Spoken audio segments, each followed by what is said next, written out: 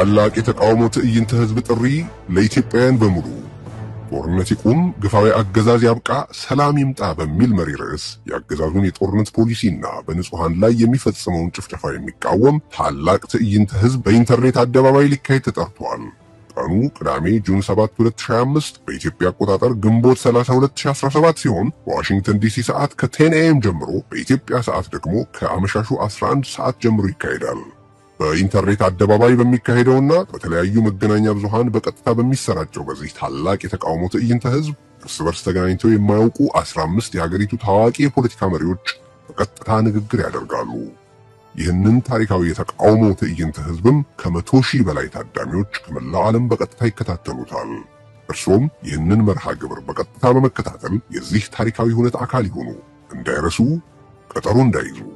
ጦርነት ይቁም፣ ግፋዊ አገዛዝ ያብቃ፣ ሰላም ይምጣ በማለት ለጋራ ህልውናችን በጋራ እንታገል። ቅዳሜ ጁን 7 2025 በኢትዮጵያ አቆጣጠር ደግሞ ግንቦት 30 2017 በኢንተርኔት አደባባይ እንገናኝ። ስንተባበር እናሸንፋለን።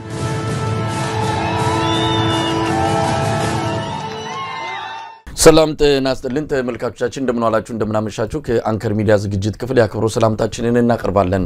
በወቅታዊ የኢትዮጵያ የፖለቲካ ጉዳዮች ዙሪያ ከኢንጂነር ይልቃል ጌትነት ጋር የምናደርገውን ቆይታ ነው ለዛሬ ይዘንላችሁ የቀረብ ነው። የተለያዩ ጉዳዮችን እናነሳለን። አብራችሁን በመቆየት ዝግጅታችንን እንድትከታተሉ ግብዣችን ነው። መልካም ጊዜ።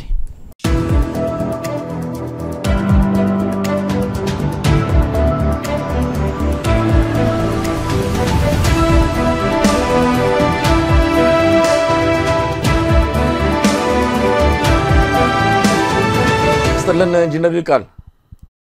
ሰላም መሳይ፣ እንደምን አለ? እንዴት ሰነበትክ? እንደምን አለ? ደህና ነኝ እግዚአብሔር ይመስገን፣ በጣም ደህና ነኝ። አንተ እንዴት ነህ? እንግዲህ የቱን ጉዳይ አንስቼ የቱን እንደምተው አላቅም። በርካታ ክስተቶችን እጅ ላይ ያሉና የቅደም ተከተል ካልሆነ በስተቀር ሁሉንም እንደምንሸፍናቸው ተስፋ አደርጋለሁ። ይልቃል፣ ምናልባት ከየትኛው እንደምጀምር አሁንም በደንብ ሰሞኑን እየሄደበት ያለውን ጉዳይ በተለይ ከአብይ አህመድ ወቅታዊ የተለያዩ ውጫዊና ውስጣዊ ግንኙነቶች አንፃር ምን ላይ ነው ያለው የሚለውን ነገር በስፋት እንደምንሄድበት ነው። ሰሞኑን ወደ ውጭ ሀገርም ወጥቶ ወዲያው የተመለሰበት ሉካኖቹንም ወደ ሱዳን ልኮ አልቡርሃን አልቀበልም ብሎ በታች ባለ አንድ ባለስልጣን ደረጃ የሸኘበት ሁኔታ ነው የተፈጠረው። በአገር ውስጥም የተለያዩ ክስተቶች አሉ ከአብይ አህመድ ጋር የተያዘ፣ እሱ ላይ እናተኩራለን። ግን በአጠቃላይ ምን ላይ ነው ያለነው? ባለፈው ከተገናኘን በኋላ ብዙ ክስተቶች ነው እየሆኑ ያሉት። ምን ላይ ነን ብለህ ታስባለህ? እንደው በፖለቲካውም በኢኮኖሚውም ኢትዮጵያ ምን ላይ ነች? ይሄ እንግዲህ ብዙ ጊዜ የተነጋገርነው ነው መሳይ። ምንድነው የኢትዮጵያ ህዝብ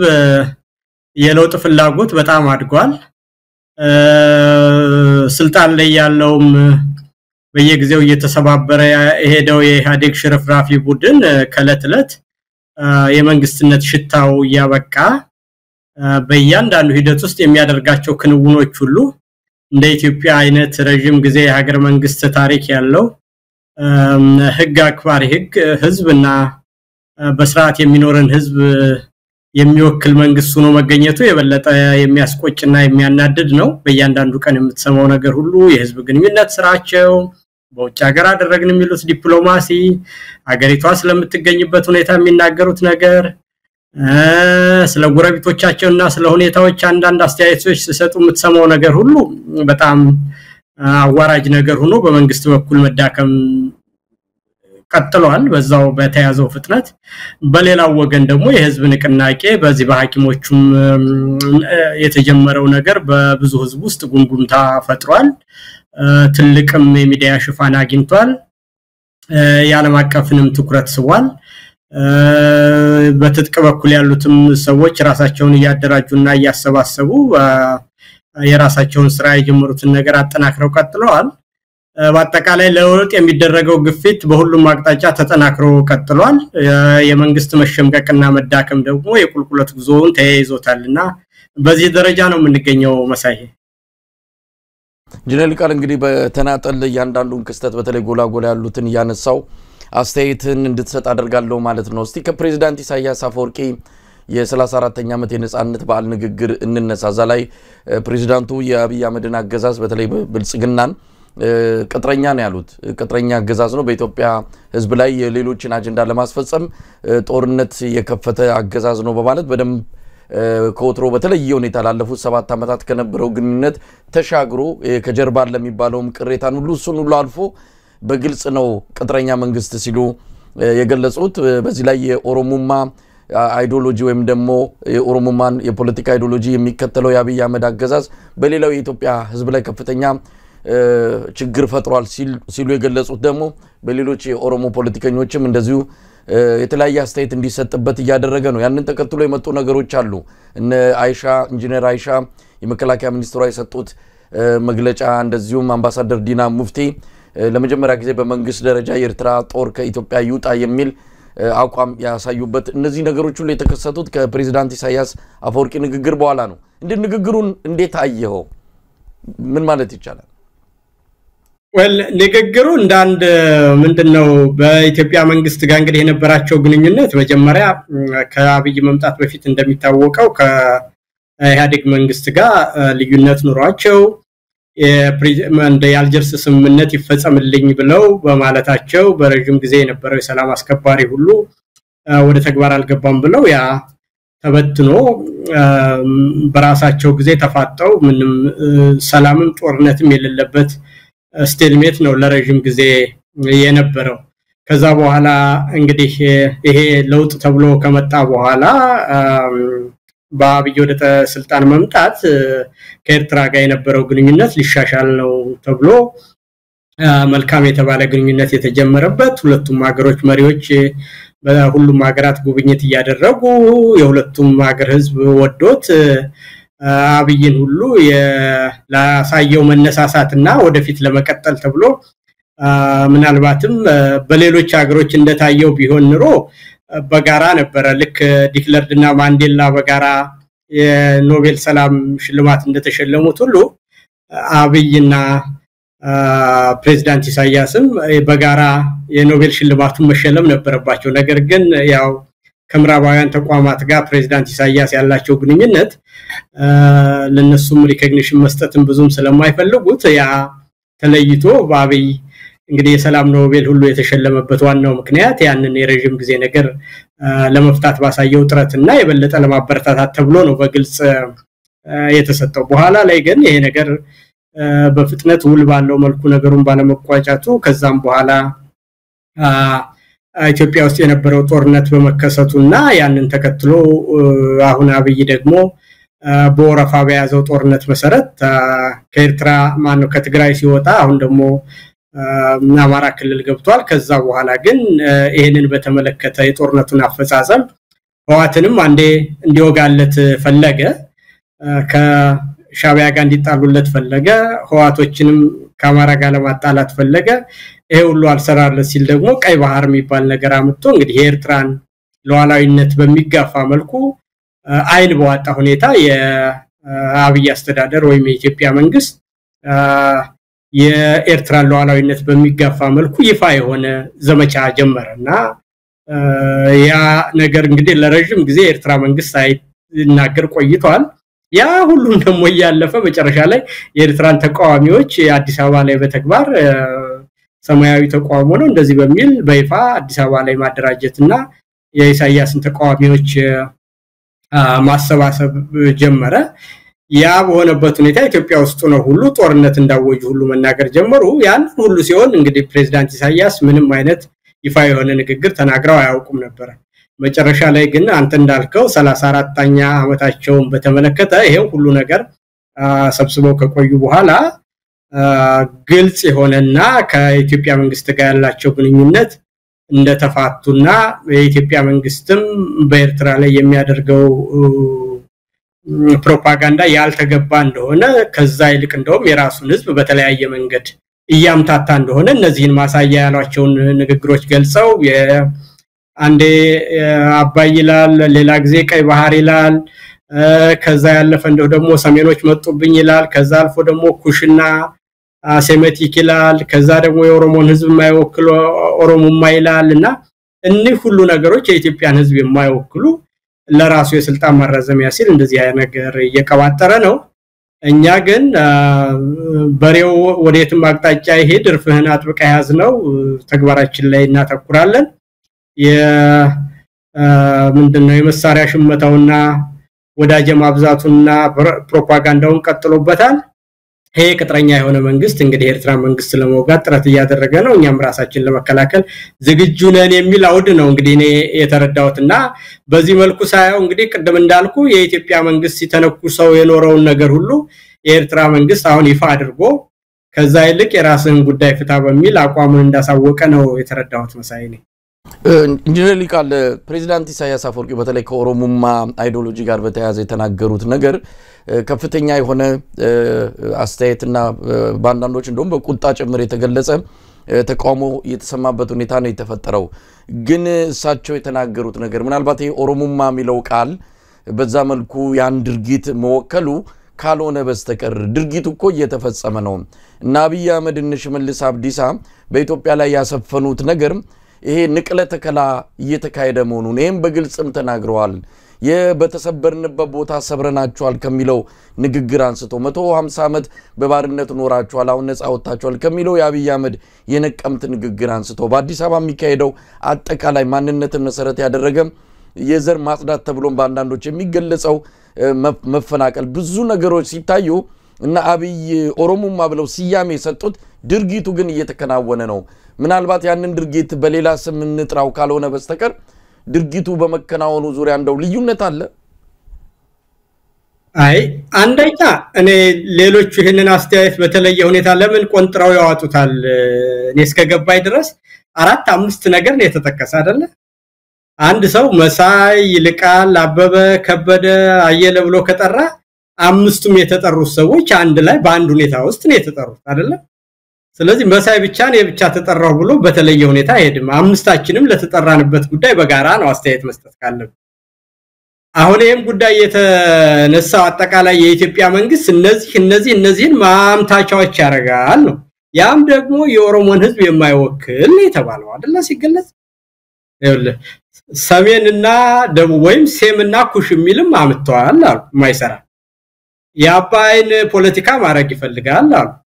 የወደብን ፖለቲካ ማረግ ይፈልጋል አሉ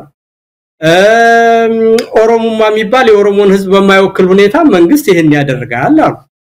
ይሄን ሲባል ታዲያ ሌላ ትርጉም ሰጥተው ኦሮሞማ ማለት ይሄ ነው የሚል ዲፊኒሽን እሳቸውም እኮ በግልጽ ተናግረዋል ይሄን ደግሞ ናብይ ራሳቸው ገዢው የኦሮሞ ነው ላሟም ጥጃዋም የኦሮሞ ናት እንደዚህ ኦሮሞ ራሱ ስልጣን ላይ ወጥቷል ኦሮሞዎች አገዛዝ አይችልም ማሉን ይያሉና አብይ የሚያደናግሩበት ነገር አለ ያ ማደናገሪያ አብይ ውስጥ እንዳለና ከተጠቀሱት አሁን እንዳልኩ 5-6 የመንግስት ማደናገሪያዎች ከሆኑት ውስጥ አንዱ ነው ብለው ነው የተጠቀሱት ያ ደግሞ እንዳልኩ ምንም ጥያቄ ውስጥ የሚገባ ነገር አይደለም በተለያየ መንገድ መገለጫ አድርጎ የኦሮሞን ፖለቲከኞች ለብቻ እየወሰደ ኦሮሞን በሚመለከት ተጠቃሚ እንደሆነ አድርጎ የሚያረጋው ነገር ራሳቸውም ተቃውሞ ያደረጉበት ያለ ነገር ኦሮሞ ህዝብ ውስጥ ለመሸጎጥና የኦሮሞ መንግስት አስመስሎ የሚያመጣው ነገር ልክ አይደለም ይያሉ ራሳቸው የኦሮሞ ፖለቲከኞች በተደጋጋሚ ሐሳብ ሲሰጡበት የኖሩት ነገር ነው ሁለተኛ ደግሞ ቀደም እንዳልኩ የኢትዮጵያ መንግስት ማደናገሪያ ከሆኑ 5-6 ነጥቦች ሲጠቀስ አንዱ መሐል ላይ የተጠቀሰ ነገር ነው ሴምና ኩሽ የሚል ሰሜኖች የሚል አባይ የሚል ኦሮሞማ የሚል ምን የሚል ያላ የተገለጹ 5-6 ማደናገሪያዎች ውስጥ አንዱ እንጂ ለብቻ የተገለጸ አይደለም ያም ሲባል ደግሞ የኦሮሞን ህዝብ በማይወክል ሁኔታ ብለው ኢን ፕሌን ላንጉዌጅ የተናገሩት ነገር ነውና እኔ አንደኛ የኦሮሞን ህዝብ የሚያስቀይም ነገር አለመሆኑ በኤክሰፕሽን ነው የተናገሩት የማይወክል ብለው ሁለተኛም ደግሞ ከብዙ ነገሮች እንዳንዱ የኢትዮጵያ መንግስት ማደናገሪያዎች ተብሎ መገለጹ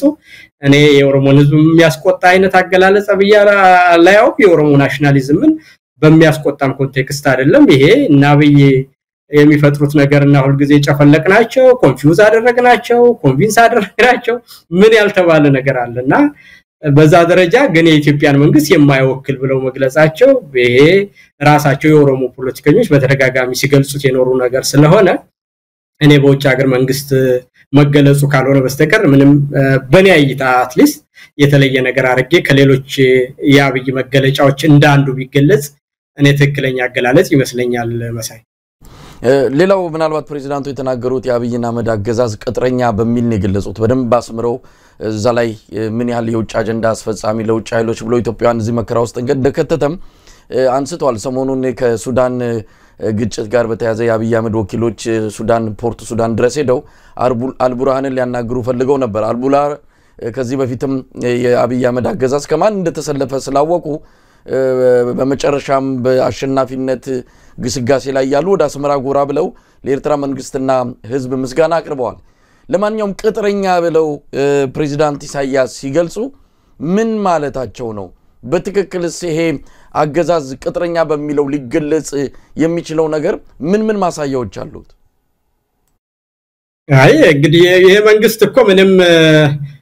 ከመጀመሪያ ጀምሮ ሲመጣ ጀምሮ ለአሜሪካኖች ምን እንደሆነላችሁ ትፈልጋላችሁ ብሎ ነው ስራ ይጀምረው ቢሮ ሲገባ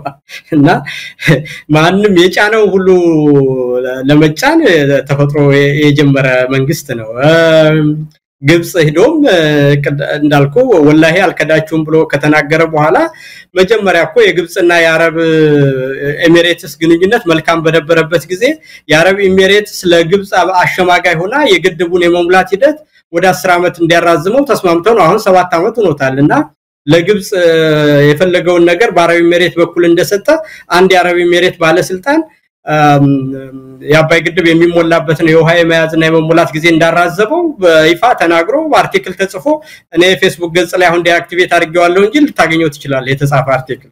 ይሄንን ኮንሴሽን እንደሰጠ ማለት ነው አሁን ጀብደኛው ነው የሚያወራው ነገር ለግብጽ ሁሉ ውሃው የሚሞላበትን ጊዜ ኮንሴሽን ሰጥቷል ያ ማለት ወደዛ የሚፈሰውን ውሃ አፌክት በማያደርግ መልኩ የውሃ ሙሌቱን አደርጋለሁ ብሎ ለዛ ሁሉ የሰጠ ሰው ነውና እንዲሁም ደግሞ በሁሉም ነገር ውስጥ የአረብ ኤሚሬትን ፍላጎት ለማሟላት ብሎ ሶማሌላንድ ውስጥ የፈጠረው ነገር አሁንም ያለው ልዩ እና ያልተገባ ግንኙነት በሱዳን ጦርነት ውስጥ ቅድም እንዳልኩም ያኛውን ራፒድ ሰፖርት ፎርስ የሚባለውን በይፋ ደግፎ የሚያደርጋቸው ነገሮች ሁሉ አሉ አሁንም ደግሞ ጊዜና ሁኔታውን ባልጠበቀ ሁኔታ ራሳቸው ወደ ምንድነው ፕሮቴክሽኒስት መንግስት እየፈጠሩ ባለበት ጊዜ ራሳቸው መንግስታትና የዓለም የንግድ ስርዓት ሁሉ ዓለም የንግድ ማህበርን ሁኔታ በማይመጥን መልኩ እየተንቀሳቀሱ ባሉበትና ናሽናል ኢንተረስትን አስቀድመው ዓለም አቀፍ የንግድ ህግን ሁሉ ትተው ከተባበሩት መንግስታትን ከተመሰረተበት ከሁለተኛው ዓለም ጦርነት በኋላ ያሉትን ተቋሞች ሁሉ አሜሪካኖች ራሳቸው ዋና መስራቾች ትተው በወጡበት ሁኔታና ያንን ስርዓት አናከብርም ብለው በሚተውበት ሁኔታ ግን በጭድ ማውጫው ነው የሚባል በእኛ ተረት ነገሩ ካለቀ በኋላ የአይኤምኤፍ እና የወርልድ ባንክን ስትራክቸራል አድጀስትመንት ፕሮግራም ተቀብሎ ይሄው አገሩን በኑሮ ውድነት የብርን የመግዛት አቅም አዳክሞ ገቢን ማሳደግ ወጪን መቀነስ የብርን የመግዛት አቅም ማዳከም የሚባሉትን ዋና ነገሮች አድርጎ አሁን እንደምታየው በህዝቡን በተለያየ መዋጮ እና በግብርና በመብራት በውሃ ክፍያ ሳይቀር እንዴት አንቆ ያስቸገረ እንዳለ በሌላው ግን ደግሞ የብር የመግዛት አቅም መዳከም ይሄው ያኪሞችን መሰረታዊ የሆነ የደሞዝ ማሻሻያ ብቻ ሳይሆን በልቶ ለማደር ሁሉ ችግር ሆኖባቸው እንዴት ወደ አደባባይ እንደወጡ ታያለህና እንደዚህ ሁሉ ነገሮች ስታያቸው የአብይ መንግስት ማለት ቀደም ኦፊስ ውስጥ ሲገባ ለአሜሪካኖች ምን ላድርግ ብሎ እንደገባው እነሱ የተውትንና የኢኮኖሚ ሊበራላይዜሽን የሚባለው ነገርና የገበያ ሁኔታን እነሱ ሲተውት እሱ ዘሎ ያችን ብር ለማግኘት ለድሮ መግዣ ብሎ እንዴት እንዳደረገ የአባይን ግድብ የመሞላት ጊዜ እንዴት እንዳራዘመ ሶማሌላንድና ደቡብ ሱዳን እየሄደ ማነው ሱዳን ውስጥ እየገባ እንዴት እንደሚረብሽ በአጠቃላይ ይሄ ስትራክቸራል አድጀስትመንት ፕሮግራም ሁሉ እንዴት እንደመጣና ከሱ በሚያገኘው ከአረብ ኤሚሬቱ ሰውዬ ገንዘብ ድሮን እየገዛ የራስን ህዝብ እንዴት እንደሚጨፈጭፍ ይሄ ሁሉ መገለጫዎቹ በአጠቃላይ የአብይን መንግስት ቅጥረኝነት ምናልባትም ፕሬዝዳንት ኢሳያስ ቀለል ባለ ቋንቋ ገልጸውት ካልሆነ በስተቀር እኛ የምናውቀውና የለበስነው ውርደት ነው በአብይ በኩል መሳይ እንዳገር እንግዲህ የፕሬዝዳንት ኢሳያስ አፈወርቂን ንግግር ተከትሎ ቀደም ሲል እንደ ተባለው የኦሮሞ የተለያዩ የፖለቲካ ኃይሎች መግለጫ እስከ ማውጣት እስከ ማውገዝ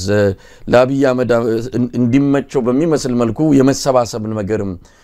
ከአብይ ጋር ያለን ልዩነት እንዳለ ሆኖ ነገር ግን እየመጡብን ያለው ተሰባስበው ነው የሚል አብይ አህመድ ቀደም ሲል ሲያቀነቅን የነበረው ሰሜኖች እየመጡብን ነው የሚለው ነገር በደንብ መድረክ ላይ እንዲወጣ ያደረገ እንቅስቃሴ ነበር። ነገር ግን ወዲያውኑ ነው የከሰመው። ከዚህም ከዛም የተሰባሰቡት ጽንፈኛ ኃይሎችም እንደዚሁ የና አጀንዳ ካራገቡ በኋላ ብዙም ሳይዘልቁበት ተውታል። ለማንኛውም ምላሽ የሚመስል ነገር ተሰጥቷል። በቀጥታም ባይሆን በተዘዋዋሪ ኢንጂነር አይሻ መሐመድ የመከላከያ ሚኒስትሯ የተናገሩት ነገር በቀጥታ ኤርትራን ስም ሳይጠቀስ ግን ኤርትራ ላይ ያነጣጠረ ምላሽን የሰጡት ለምን አብይ አህመድ በመንግስት ደረጃ ወይም ደግሞ የመንግስት ኮሙኒኬሽን ጉዳዩን በተመለከተ ለምን ይፋዊ መልስ አልሰጠም የሚታወቅ ነገር የለም። ግን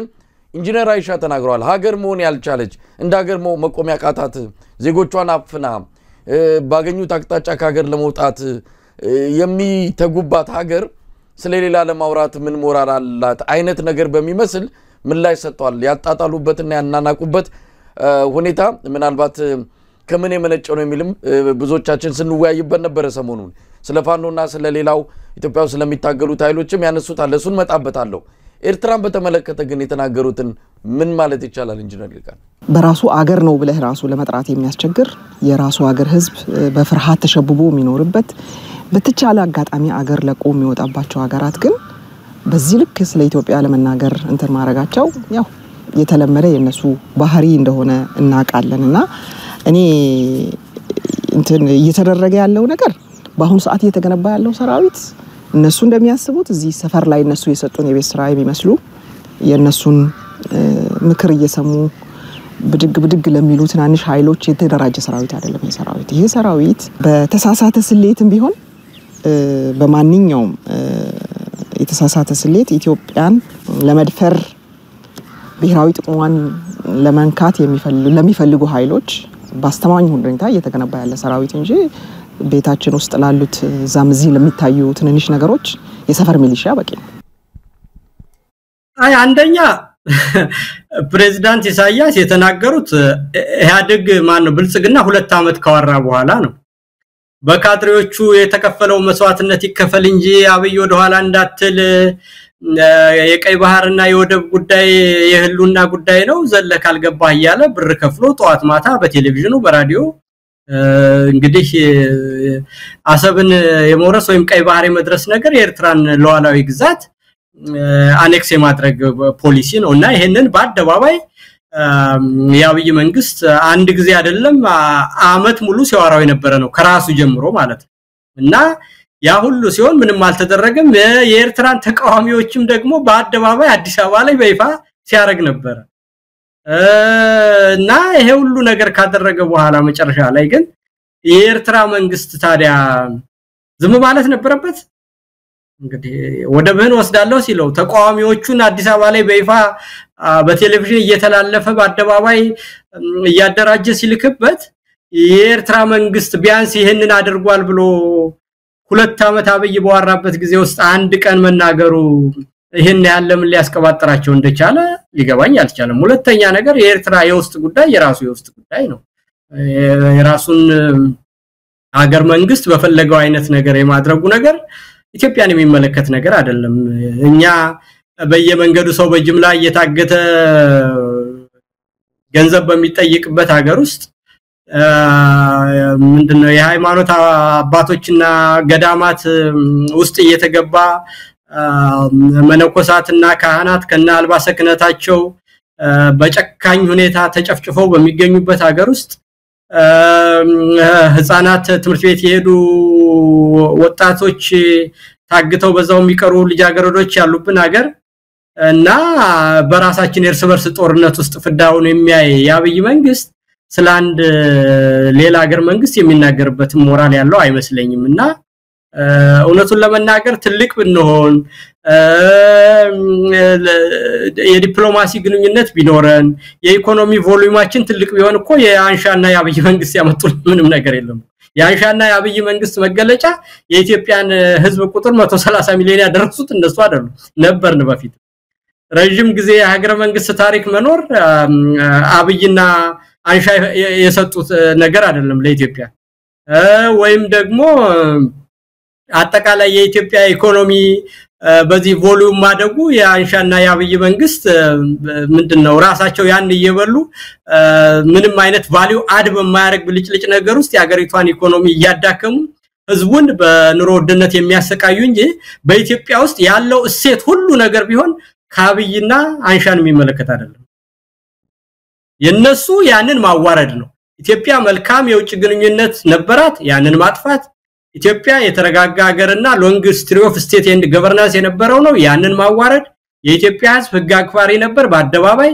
የሚታረድበት የኢትዮጵያ ህዝብ ሃይማኖቱን ባህሉን አክብሮ ሁሉም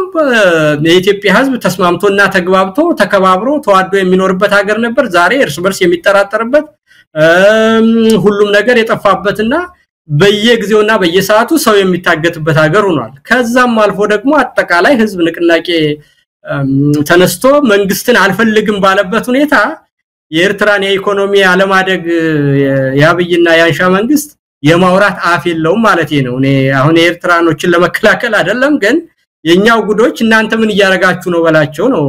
መሳይ መልሴኒ ምናልባት ኤርትራም በኢትዮጵያ ውስጥ ጉዳይ ገብታለች ለምሳሌ ፕሬዝዳንቱም ባለፈው ስለ ኢትዮጵያ የህገ መንግስት ወይም ደግሞ የብሔር ፖለቲካ ያነሱበት ሁኔታ አንዳንድ ነገሮችም ስለ ኢትዮጵያ ውስጥ ጉዳይ ስለተናገሩ እነሱስ ምን አገባቸው እነሱስ የውስጡን አይመለከትም ከሚልም የብልጽግና ዲጂታል ሰራዊት በዚህ መልኩ ሁኔታውን ሲገልጹትና ሲያጣጥሉት ነበርና የቀደሙት እነሱ ናቸው ስለ ውስጥ ጉዳዮቻችን ያነሱት ቀድመው እነሱ ነው ስለዚህ በሚመለከት በሚመጥናቸው መልኩ መልስ ሰተናለም የሚል ነገር ይነሳል ይሄን እንዴት ማየት ይቻላል አይ እኔ ይሄ ምንም ብዙ የሚወራበት አይመስለኝም መሳይ 2 አመት እና በያወሩ አልኩ ከራሱ ጀምሮ የሚዲያ ሰራዊት ገዝቶ ተከፋይ አሰማርቶ በራዲዮና በቴሌቪዥን ራሱ መንግስት በሚቆጣጠረው የኤርትራን ተቃዋሚዎች በይፋ ያደረጀ አወራና ያን ከወራ በኋላ ነው የኤርትራ መንግስት አንድ ቀን ለዛውም ባላቸውን በሚያከብሩበት ጊዜ ስለ ሀገራቸውም ሆነ ስለ ጎረቤት ግንኙነታቸውን በተመለከተ የኢትዮጵያ መንግስት ያደረገ ያለውን ነገር አዩና መጀመሪያ የራስን ስራ እኔ ውስጥ አትግባ ህዝብን አታደናግር ብለው መልስ ሰጡ እና ይሄንን በምንም መልኩ ተንኳሹ ፕሮቮክ ያረጋው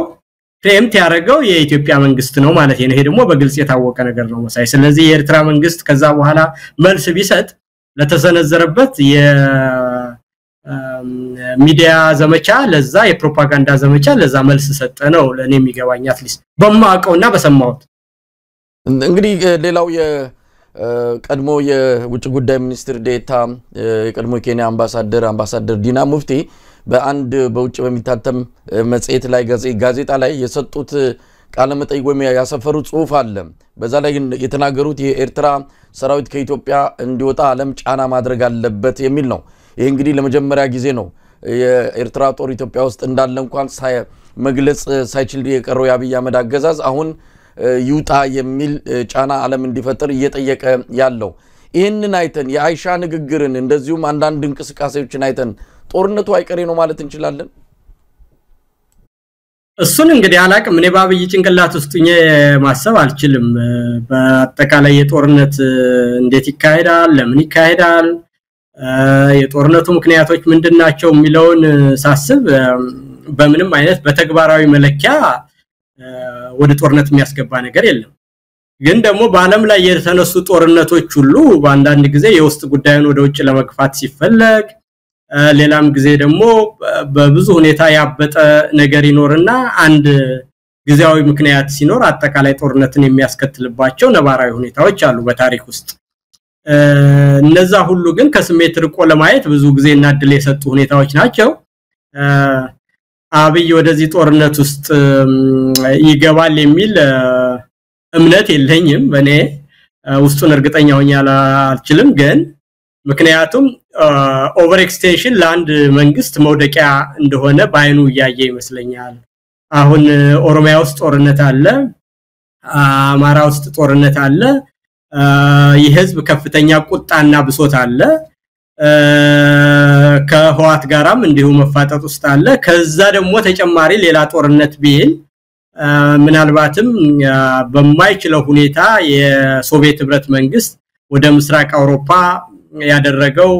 ከባድ መስፋፋት ወደ አፍሪካም እና ወደ ኤሽያም ወደ ሚድል ኢስትም ያደረገው ምዕራባውያን ጋርና ከዲሞክራቲክ ኃይሎች ወይም ከካፒታሊስቱ ጋር ያደረገው ግብግብ መጨረሻ ላይ ሁሉንም ነገር አጥቶ እንዲንቆታቆትና በራሱ ጊዜ እንዲወድቅ ያደረገውን ፖሊሲ አብይም ኦቨር ኤክስቴንሽን ራሱን እንዲበላው የኢኮኖሚው የኑሮ ውድነቱ የሙስናው ያገርሱ ጦርነት አልበቃ ብሎ ደግሞ ሌላ ተጨማሪ ጦርነት ልፈልግ ካለ ሳይንቲፊካሊ በመናያቸው ነገሮች ሁሉ እንደዛ አይነት ነገሮችን መንግስትን ከአቅሙ በላይ ወጥረው የሚጥሉ ነገሮች ናቸው እንግዲህ ምናልባት 4 ኪሎ ላይ ፋኖ ከሚይዘኝ ለወደብ ጦርነት ጀምሮ ተሰዋል ባል ብሎ ያንን በታሪክ መልካም አሟሟት ነው ብሎ ካሰበ እንግዲህ እሱን ማየት ይሻላል እንጂ ከዛ ያለፈ ግን አንድም ወደ ጦርነት ለሚያስገባ ያብይ ኢንሴንቲቭ እና ነባራዊ ሁኔታ አይታየኝም መሳይ ምናልባት ኢንጂነር ሊቃል ሰሞኑን አውሮፓ ሄዶ ነበር አንድም የአውሮፓ ጉብኝቱ ምናልባት ከኤርትራ ጋር ለሚነሳው ጦርነት የአውሮፓኑን የዲፕሎማሲ ድጋፍ ለማግኘት ነው የሚልም ነገር በወቅቱ ከጉዞ አላማዎች አንዱ ተደርጎ ሲጠቀስ ነበር ሰሞኑንም ወደ ሱዳን ያቀኑት አምባሳደር ሬድዋን ሁሴንና አቶ ጌታቸው ረዳም የአብይ አህመድን መልእክት ነው ይዘው የሄዱት በዋናነት ሱዳን ምናልባት ከኤርትራ ጋር ጦርነት ቢከፈት እንግዲህ ድንበሩ አካባቢ ያሉ አማጽያን ያው የፋኖ ኃይሎችን ነው ለነሱ ድጋፍ በማድረግ ሌላ ግንባር ተፈጥርብኛለች ስለዚህ ኮዲዮ የሱዳንን እንደው መልካም የሆነ በጦርነቱ በሚከሰት ነገር ላይ አቋሟን ግልጽ እንድታደርግ ለመጠየቅና ትብብር እንድታሳይ ለማድረግም ነው የሚልም በዚህ መልኩም ተገልጿል ሀገር ውስጥ የሚያደርገው ዝግጅት ተቋሚዎችን ያሰለጠኑ ቀደም ሲል ተጠቀሰው ብርጌድና አመዱ በአሁን ሰዓት በአፋር አካባቢ እየተንቀሳቀሰ እንዳለ ይነገራል በተወሰነ ኃይል ስለዚህ አንዳንድ ምልክቶች አሉ የጦር መሳሪያ ግዢ በተለያየ መልኩ እየተደረገ ያለው የአብይ አህመድ ወደብ ጥያቄ ወደፊት ገፍቶ እየመጣ ነው እዚህ በሰላም በፍቅር በህጋዊ መንገድ እንደማይሆን አውቀውታል በኃይል ካልሆነ አይከሰትም ብሎ መደምደም ይቻላል ከአብይ አህመድም ያው ያልተረጋጋ ባህሪም አንፃር እኔ በምንም አይነት ማስበው ነው ራሽናሊ ነው እኔ አብይ እብድ ስለሆነ እንደዚህ ያረጋል ከሆነ ትንተናም አያስፈልገውም ማለት ነው በቃ እብድ ነው ያረጋል ብሎ መተንበይ ነው ግን እኔ በየትኛው ሁኔታ ውስጥ ባለም ላይም በተደረገ ሁኔታ ሌላም ጊዜ ከማዛጋ ቃለ መጠይቅ እንዲሳረግ ይሄንኑ ጥያቄ ጠይቃኝ እኔ ማቃቸው ነገሮች ሁሉ አንድን ለዋላዊ የሆነ ሀገር ሌላ ሀገር ወሮ ማምጣት ወይም ደግሞ ማሸነፍ የሆነ ነገር አይደለም እንዲህ አይነት ነገሮች ከቀደመው ከሞንጎልስ ጀምሮ አሁን አፍጋኒስታን ውስጥ ያልገባ የመንግስት አይነት የለም ራሺያዎች ገብተዋል የኮሙኒስቱ መንግስት ለመደገፍ እንግሊዞች የህንድን ቀይ ግዛት በያዙ ጊዜ ከህንድ ተነስተው ራሺያን እንዲተር ለማድረግ አፍጋኒስታን ገብተዋል አሜሪካኖች የምናቀው 20 አመት ቆይተው የታሊባን መንግስት አባረው መልሰው ታሊባን አስቀምጠው ነው የመጡት ኢራቅ ውስጥ ገብተው ምንም ነገር አዳርግ ብለው ተመልሰው ወጥተዋል ቪየትናም ውስጥ እንደዚሁ ከ1954 ጀምሮ እስከ 1975 ቆይተው ለ20 አመት አሜሪካኖች ተዋርደው 50,000 ጦር ሙቶባቸው 500,000 ወታደር አስገብተው መልሰው ነው የወጡት መጨረሻ ላይ ለኮሙኒስቶች አስረክበው እኔ ባለም ላይ በማቀው ነገር ሁሉ እንዲህ አይነት ነገር አያዋጣም እንዲህ አይነቱ ነገር ቢያዋጣ ኑሮ እንደውም ቻይና ታይዋን የተባለች ራሷ ደሴት የሆነችውን አሜሪካኖችም ቻይናን ኮንቴል ለማድረግ እንደ አንድ ጂኦፖለቲካል ጥቅም ያዩባት ባለች ጊዜ ብድግ አድርገው ይወስዷት ነበር 20 ትሪሊየን የአመት ጂዲፒ ያለው ቻይና የራሱ ግዛት የሆነችን ዌስተርንስ ለራሳቸው አሜሪካ ኮንቴንመንት ፖሊሲ እየተጠቀሙባት እንኳን የራሴ ግዛት ስለሆነች ተቀለየሉ ሰዳት አላሉም ያ የሆነው ምክንያት ጦርነት እንደመግባት መውጣት ቀላል ስላልሆነ በርጋታ የተያዘ ነገር መሆኑ ነው ምን ያህል የራሴ የሆነ ነገር እንኳን ለማድረግ ከባድ እንደሆነ ነውና ደግሞ አሁን ራሳቸው ለ30 አመት ታግለው የራሳችንን ነፃነት አስረክበናል አረጋግጠናል እኛን ለወደባችን ሲሉ እንጂ እኛን አይፈልጉንም እያሉ ኤርትራውያን ሲሉት የነበረውን ነገር በሚያረጋግጥ ሁኔታ አሁን አገር ነው ዓለም አቀፍ ግንኙነት ኑሯቸው ታንክና አውሮፕላን ታጥቀው የራሳቸውን ዓለም አቀፍ የኃይል አስተላለፍ ከጎናቸው ባሰለፉበት ሁኔታ ይሄንን ዓለም አቀፋዊ ይዘት የሚኖረውን ጦርነት የተለያዩ ኃይላት የሚደገፉበትን አሸንፋለሁ ብሎ ከገባ አብይ እንዳልኩ በታሪክ ከታዩ ጦርነቶችም ከራሱ ከኤርትራ ህዝብ ስነልቦናም አንፃር አሁንም የኢትዮጵያ ከሚገኝበት ሁኔታ አንፃር ቀደም እንዳልኩ የራሺያ የሶቪየት ህብረት መንግስትም እንዴት እንደተበታተነ እና በኦቨር ኤክስቴንሽን እንደወደቀ በሚያቅ ሁኔታ ስረዳው ፖለቲካን ስራ ያብሎ እንደሚከታተል ሰው ለዛ ብዙ ጊዜ እንዳጠፋ ሰው እኔ በምንም አይነት አብይን ወደ ጦርነት የሚጋብዝ ምንም አይነት ነገር አይታየኝም መጥፊያውን የመፈለግ አይነት ነገር ነውና ይሄ ነገር ምንድነው አይጥላመሏ የድመት አፍንጫ ታሸታለች እንደሚባለው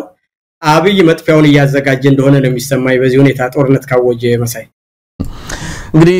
ኢንጂነር ቃል ያው አብይ አህመድ ሰሞኑን በስፋት ሲወራ የነበረው የአውሮፓ ጉብኝቱ ነው ጉብኝት እንበለው ሌላ ቃል እስክንፈልግለት ድረስ ምክንያቱም ለሰባት ሀገራት አቅዶ የሄደው ጉብኝት በሁለት ሀገራት መሪዎችን በማግኘት ሌላው ጋር ዝም ብሎ ደረስ ብሎ እንደ ቱሪስት የቱሪስት ቦታዎችን አይቶ የመመለስ ያለ ነገር ነው የሆነው ነገር ግን ይፋዊ ያልሆኑ በተለያዩ መረጃ ምንጮች ግን ያረጋግጥናቸው በተለይም የእንግሊዙ የጀርመኑ መሪዎች አብይን ለማግኘት እንዳልፈለጉ የፈረንሳዩን ፕሬዝዳንት ለ30 ደቂቃ ብቻ አግኝተውት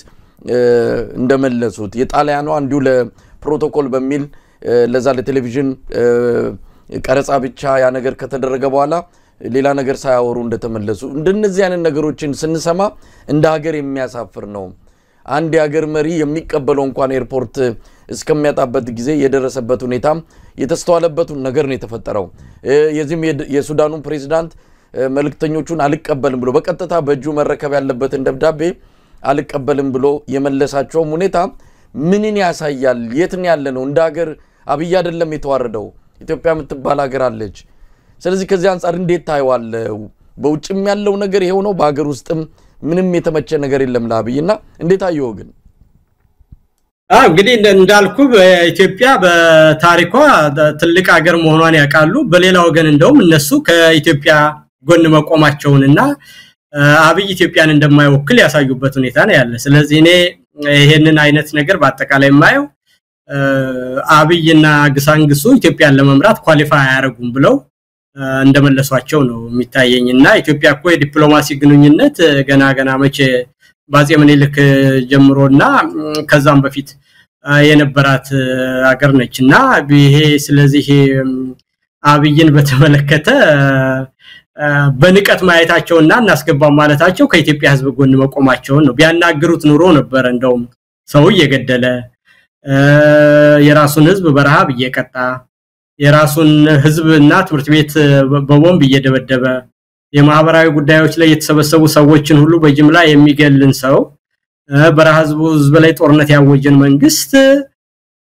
እንዳንድ የሀገሪቷ መንግስት አድርገው በቀይ አበባ ቢቀበሉትና ሁሉ ነገር ቢደምቅ ኖሮ ከኢትዮጵያ ጎን አልቆሙም ብለን እናዝን ነበር አሁን ግን በየሰዓቱና በየደቂቃው የደም ዋጋ እየከፈሉ ላስከበሩን ወንድሞቻችን ምስጋና ይግባውና አብይ እንደ ዓለም እንዲያውቀው ሆኗል በሞቱ ሰማዕታትም እንደው እግዚአብሔር ይጠብቃቸውና ለተሰው ለዚህ መልካም ዓላማ አብይ ዓለም እንዲያውቀውና ወራደነቱ እንዲታወቅ ሆኗል ከዛ በተረፈ ደግሞ እንደው እንደ ግለሰብ ደረጃ ራቅ ብለን ስናየው በምንም አይነት ለምንም ነገር እንደው የዲፕሎማሲ ፕሮቶኮል የሚባል ነገር በአምሮ ውስጥ የሌለና በስልጣን ለመቆየት ሲል የነበሩትን የዲፕሎማሲ ስታንዳርዶች ሁሉ ባልጠበቀ ሁኔታ እንኳን ለማድረግ የውስጥ ሁኔታው እንዳስገደደው ለመታየትና የዜና ሳይክልን ለመቆጣጠር ምን ያህል ረሃብ እንደፈጠረበት በሌላ ወገን ደግሞ ምን ያህልም ደግሞ የሀገር ውስጥ ሁኔታው እንዳስጨነቀው የምታይበት ነገር እኮ ነው መሳይ እንግዲህ የየትኛውም ሀገር እኮ የዲፕሎማሲ ግንኙነት ሲደረግ እኮ ቀደም ተብሎ ታቅዶ የሚገናኙበት ሰዓት ሁሉ የሚነጋገሩት ነገር ኢቭን የሚፈራረሙበት ሁኔታ ካለ ባክ ቻናል ኮሙኒኬሽን ተደርጎ በሚገባ ነገሮች ካለቁ በኋላ ቀኗ ሰዓቷ ደቂቃዋ ኢቭን አለባበስ ሁሉ ተልኮ ነው የሚለብሱት ልብስ ይሄንን ሲቀበልህ በዚህ ልብስ በዚህ ሁኔታ እንገናኝ ተባብሎ ሁሉ ነው ግንኙነት የሚደረገው አብይ ግን ብድግ ብሎ ሄዶ አረ ስራ አለብን አናገኝም ምናምን ይያሉት አንዳንዶች ሁሉን ተይዟቸው አገኙት ከዛ ባረፈ ግን ሲሪየስ የሆኑ መንግስታት ግን በምንም አይነት ይሉንታም እንኳን ሳይዛቸው መልሰው አባረሩት ማለት ነው እና ይሄ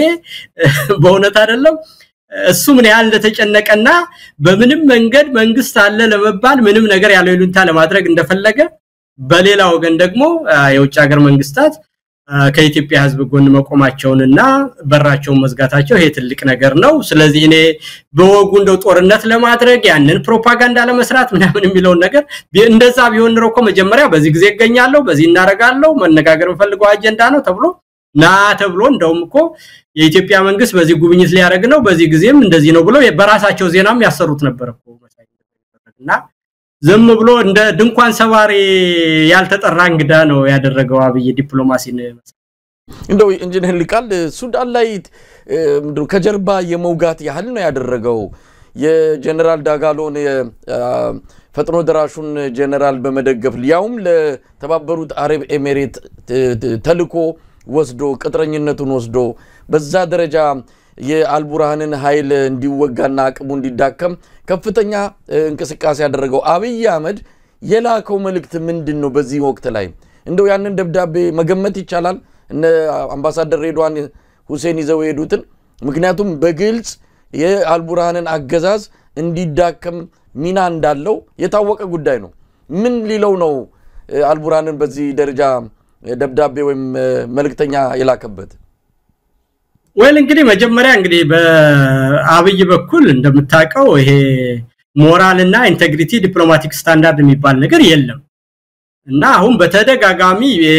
በፋኖች በኩል መተማ አካባቢ በከባድ ጦርነት ያንን የመገናኛ ድንበሩን ለመዝጋት ሰፊ እንቅስቃሴ ሲያደርግ ነበር በአብዛኛው በፋኖ በኩል ከባድ የሆነ ጥቃት እየደረሰበት ያ መስመር ክፍት ሆኗልና በዛ ጊዜ ውስጥ የነበረው ነገር እንግዲህ ፋኖች መውጫ መግቢያ ያገኛሉ መሳሪያም ለማስገባት እድል ያገኛሉ የሚል ወሬ ነበር አሁን ግን የአልቡርሃን መንግስት የበለጠ ያሸነፈ አድቫንስ ሊሆነ እሱ የሚደግፈው ደግሞ የሃልሚቲ የሚባሉት ጀነራል ራፒድ ሰፖርት ፎርስ የሚባለው በበለጠ እየተገፋና የኃይል ብልጫ እየተወሰደበት ሲመጣ እዛ ውስጥ ደግሞ የኤርትራ መንግስትም በይፋ የአልቡርሃን መንግስት ይደግፋል ስለተባለ እንግዲህ ሱዳንን ምናልባት ተቃዋሚዎች መግቢያና መውጫ እንዲያገኙ ያደርጋል የኤርትራ መንግስት በዛ በኩል ተቃዋሚዎችን ሊደግፍብኝ ይችላል ስለዚህ አይኔን በጨዋጥቤም ቢሆን እንደው ባከል በለውና ለዛ ደግሞ ኢንሴንቲቭ አረብ ኤሚሬትስ ያው ፔትሮ ዶላር ስላላቸው ብር ይሰጡሃል ያንተን ተቃዋሚ የሚደግፉት እነሱ ስለነበሩ እሱን እንዳይደግፉ ካንተ ጋር እንዲቆሙ አደርጋለሁ እኔን ደግሞ የኔን ተቃዋሚዎች በዚህ በኩል እንዳይደገፍብኝ ኤርትራም በኩል እኔን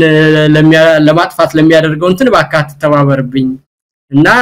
እንግዲህ ያኛውን ሰውዬ በአንድ ጊዜ ካደው ማለት ነው በሌላ አነጋገር እንግዲህ የራፒድ ሰፖርት ፎርስ መሪውን ጀነራል ካደው ኤርትራንም ካደ አሁን ግን ዞሮ ደግሞ አልቡርሃንን እንደገና ለሌላ ነገር ፈለገው ማለት ነውና ያብይ ስራ ይሄው ነው ግን ይሄ ሁሉ ነገር ምን ያሳያል ካልከኝ ዲፕሎማሲ ታስቦ ነው የሚሰራው ከየትኛው ጋር ነው መቆም ያለብኝ ዘላቂ ጥቅሜን የሚያስከብር የቱ ነው ለግንኙነታችን እና ለሀገር ዘላቂ ነገር የሚሆን የቱ ነው የሚለው ነገር አሁን የአውሮፓውንም ጉዞ ስታየው የሱዳኑንም ጉዞ ስታየው ሪአክቲቭ ነው ኒጀር ክሪያክሽን ነው ይሄ ዝም ብሎ ከመደናገጥ ነገሮች ከተፈጠሩ በኋላ አፍተር ዘ ፋክት የሚደረግ አብይ ምንም አይነት የሀገር የሚመራበት ሮድማፕ እንደሌለውና ነገሮች ሁሉ የሳት ማጥፋት ዘመቻ እንደሆኑበት በድንጋጤ ውስጥ ተሞልቶ የድረስ ነገሮችን እንደሚያሳይ ግልጽ ማሳያ ነው መሳይ በቅርቡ ቃለመጠይቅ ያደረኩለት የአማራ ፋኖ ብሔራዊ ኃይል የማዕከላዊ ኮማንድ አመራር አባል አርበኛ አስረስ ዳምጤ ምስራቅ አፍሪካ አብይ ላይ መተባበር አለበት አብይን ለማስወገድ የምስራቅ አፍሪካ ሀገራት መተባበር አለባቸው እስከ ማለት እስከዛ ጥግ ድረስ የፋኖ አቋም ወይም ደግሞ ሐሳብ ሊመስል በሚችል መልኩ ገልጿልና አስረስ ይሄ ምን ያህል የሚያስማማ ሐሳብ ነው? በእርግጥም ምስራቅ አፍሪካ ላይ በጥባጭና ረባሽ የሆነው አብይ አህመድ ነው። ከየትኛውም የቀጠናው ሀገራት ጋር በአሁን ሰዓት ስምምነት የለውም። ከኬንያም ጋር ቢሆን ከአንገት በላይ የሆነ ስምምነት እንጂ ሌላ የጠበቀ ግንኙነትም የለውም። ሀገሪቱን እንዳለ ዙሪያዋን በጎረቤት ሀገራት ጥላቻ እንዲኖርባት ያደረገ ሰው ነውና ቢተባበሩ ምስራቅ አፍሪካ ላይ እንደው ትንሽ ፎይታ ይገኛል። ምን ጥያቄ አለው? አንደኛ መተባበርም ግዴታቸው ነው። ይሄ አንድ አሁን ማናው አስረስ ተናገረ ላልከው ነገር ትክክል ነው። እሱ እንግዲህ አንድ የፖለቲካና የሚሊተሪ ኃይል ይዘው ንቅናቄ ፈጥረው በህዝብ በኩል አግባብ ያለው ጥያቄ ይዞ እየታገለ ያለ አንድ ከፍተኛ አመራር ነው። ስለዚህ እሱ የሀገር ውስጡንም ፖለቲካ መልካስ ይዞ ኃላፊነት ለመውሰድና መንግስትን አስወግዶ ሌላ አይነት ኢትዮጵያውያንን ሁሉ የሚመለከት መንግስትን መሰረታለን ብሎ ከታገለ ይሄ መንግስት ደግሞ ወደፊት ለሚሆነው ነገር ሁሉ ግንኙነቱን አንደኛ ለውጡን ለማፋጠንም ሁለተኛ ወደፊት ለቀጠናውም ዘላቂ ሰላምና የኢኮኖሚ ትስስርም የፖለቲካም የማህበራዊ ትስስርም ቢሆን የሚመቸው ነገር ማድረግ አንድ ኃላፊነት የሚሰማው የፖለቲካና የወታደራዊ ኃይል ያደርገው የሚችለው ነገር ነው። ስለዚህ አሁን እንደተባለው ነገሩ ቀጥሏል። በየትኛው ሁኔታ ውስጥ ይሄ መንግስት አገር ውስጥ ያለውን ነገር ቀደም በተነጋገርነው መሰረት በማህበራዊም በፖለቲካዊም በጸጥታም አጠቃላይ ያገሪቷን በኢኮኖሚም አስቸጋሪ ሁኔታ ውስጥ ከቷታል። የህዝብ ለህዝብ ግንኙነቱን ሁሉ በጣጥሶታል። ራሱ ለመኖር ሲል አንዱን ካንዱ የህብረተሰብ ክፍል ያጋጨ ሰላም መንሳትና ህዝብን ማዋከብ ዋና የስልጣን መኖሪያ ዘዴ አድርጎታል። ያ ደግሞ አገርንም ሆነ ቀጠናውን ተያይዞ ወደ መጥፋት ያደረሰ ስለሆነ የአገር ውስጥ ኃይሎችን መተባበር አለባቸው። ኢትዮጵያ ውስጥም የሚደረግ አዎንታዊ መልኩ ለቀጠናው መረጋጋትና ሰላም ትልቅ አስተዋጽኦ ታሪካዊ ሀገር እንደሆነች ሁሉ የሚመጣው ኢትዮጵያ ውስጥ የሚፈጠረው ችግር 130 ሚሊዮን ህዝብ ያለበት ሀገር ትልቅ የኢኮኖሚ ቮሉም ያለው ሀገር የዲፕሎማሲ መቀመጫ የሆነና የአፍሪካ ህብረት መቀመጫ የሆነ የነጻነት ተምሳሌ አድርገው ብዙ አፍሪካውያን ነጻ ለመውጣት የኢትዮጵያን አርማ ምልክት አድርገው የታገሉባት ሀገር ችግር ውስጥ ሲገባ ቀጠናውም ችግር ውስጥ ይገባል፣ እነሱም ችግር ውስጥ ይገባሉ። ስለዚህ ለኢትዮጵያ ሰላምና መረጋጋት ዘላቂ የሆነውን ነገር ለማድረግ ለራሳቸውም ብለው እንዲሁም ደግሞ ከኢትዮጵያ መጥፎነት የሚመጣ ነገር ሀገራቸውንና አካባቢያቸውን ሁሉ እንዳያምሰባቸው ቢያንስ በስደተኛ መጥለቅለቅ ይመጣባቸዋል ሌላ ነገር ሳይሆን 130 ሚሊዮን ህዝብ ያለው ሀገር ችግር ውስጥ ሲገባ ስለዚህ እነዚህ አካላት እንደተባለው መተባበር አለባቸው። ያን ትብብራቸውንም አጠናክረው መቀጠል አለባቸው። ምናልባትም አብይም የተደናገጠው እንግዲህ እንዳልኩ ከሆነ በኋላ ስለሆነ እሱ የሚደነብርና የሚነቃ አንዳንድ የመተባበር ምልክቶችና ነገሮችም አሉ ብሎ እንደሰጋና በሱ ወዳጅ በሆኑ ሚዲያዎች ሁሉ ሲያስወራ እንደነበረ አንተም እኔም ያው ምናቀው ነገር ነው። አንዴ ኤርትራውያኖች ጋራ ፋኖች ግንኙነት አላቸው ይላል፣ ፋኖች ከሱዳን ጋር ግንኙነት አላቸው ይላል፣ ኤርትራ ራሱ ቀጥታ ከሱዳን ጋር ግንኙነት አለው ይላልና ይሄ ነገር ሁሉ የኢንሰርክልመንት ነው ታነቁ ጉሮሮን ብሎ ስላሰበ ምናልባት እንግዲህ ያነቀኝን ነገር ገመድ አላሉልኝ የሚል መልእክት ያለው ይመስላል። ግን እንዳልኩ ከመተባበሩ ውጭ ምርጫ የለም። ለዛም ደግሞ ጠንክሮ መስራት ያስፈልጋል ለምሳሌ ኢንጂነር ቃል ወደ ሌሎች እስቲ ጉዳዮች እንሂድና ሰሞኑን የሀገራዊ ምክክር ኮሚሽኑ የፌደራል መስሪያ ቤቶችን አጀንዳ ሲሰበስብ እንደሰነበተ ገልጿል። ፌደራል ተቋማት ያው ብልጽግና ነው። ብልጽግና ከብልጽግና ጋር መክሮ አጀንዳ ሰብስቦ ለምክክር ኮሚሽኑ አስረክቧል። ከነዚህ ከተባሉ ከተጠቀሱት አጀንዳዎች ጎላ ብሎ የሚወጡትን ነው። ለምሳሌ በመከላከያ ሚኒስቴር ተወካይ በኩል የቀረበ አጀንዳ አለ። እውነት ለመናገር ሲሰሙት ለጆሮ በጣም የሚመች አጀንዳ ነው። በተግባር ይቀየራል ሌላ ጉዳይ ነው። በተለይም ደግሞ የብሔር ፖለቲካ መቅረት አለበት፣ በብሔር የተደራጁ የፖለቲካ መዋቅሮች መፍረስ አለባቸው፣ መከላከያው በብሔር ምክንያት ብዙ ችግር እንደደረሰበት የተጠቀሱበት ሁኔታ በእርግጥም የመከላከያው ብቻ ሳይሆን የሀገሪቱ አጠቃላይ ህመም እንደሆነ የሚያሳይ ነው። ከዚህ በተጨማሪም ፕሬዝዳንታዊ የሆነ የመንግስት መዋቅር እንዲኖር ሐሳብ መቅረቡን በሰንደቅ ዓላማም ዙሪያ እንደዚሁ የተለያዩ ለውጦች ሊኖሩ እንዲችሉ የራሱን ፍላጎት ብልጽግና ያንጸባረቀበት ህገ መንግስቱንም በተመለከተ ማሻሻል እንደሚቻል ብዙ ነገሮች ተነስተዋል የማይነኩም ይመስሉ ግን ደግሞ በዚህ ወቅት ላይ ሰው መስማት ቢችል ብለው የመረጧቸውን አጀንዳዎች እንደ ብልጽግና ፍላጎቶች ተደርገው ወደ ምክክር ኮሚሽኑ በአጀንዳነት ቀርበዋል እንዴት አየኸው የሆነ ነገር ይሸታል ይሄ ምክክር ኮሚሽኑ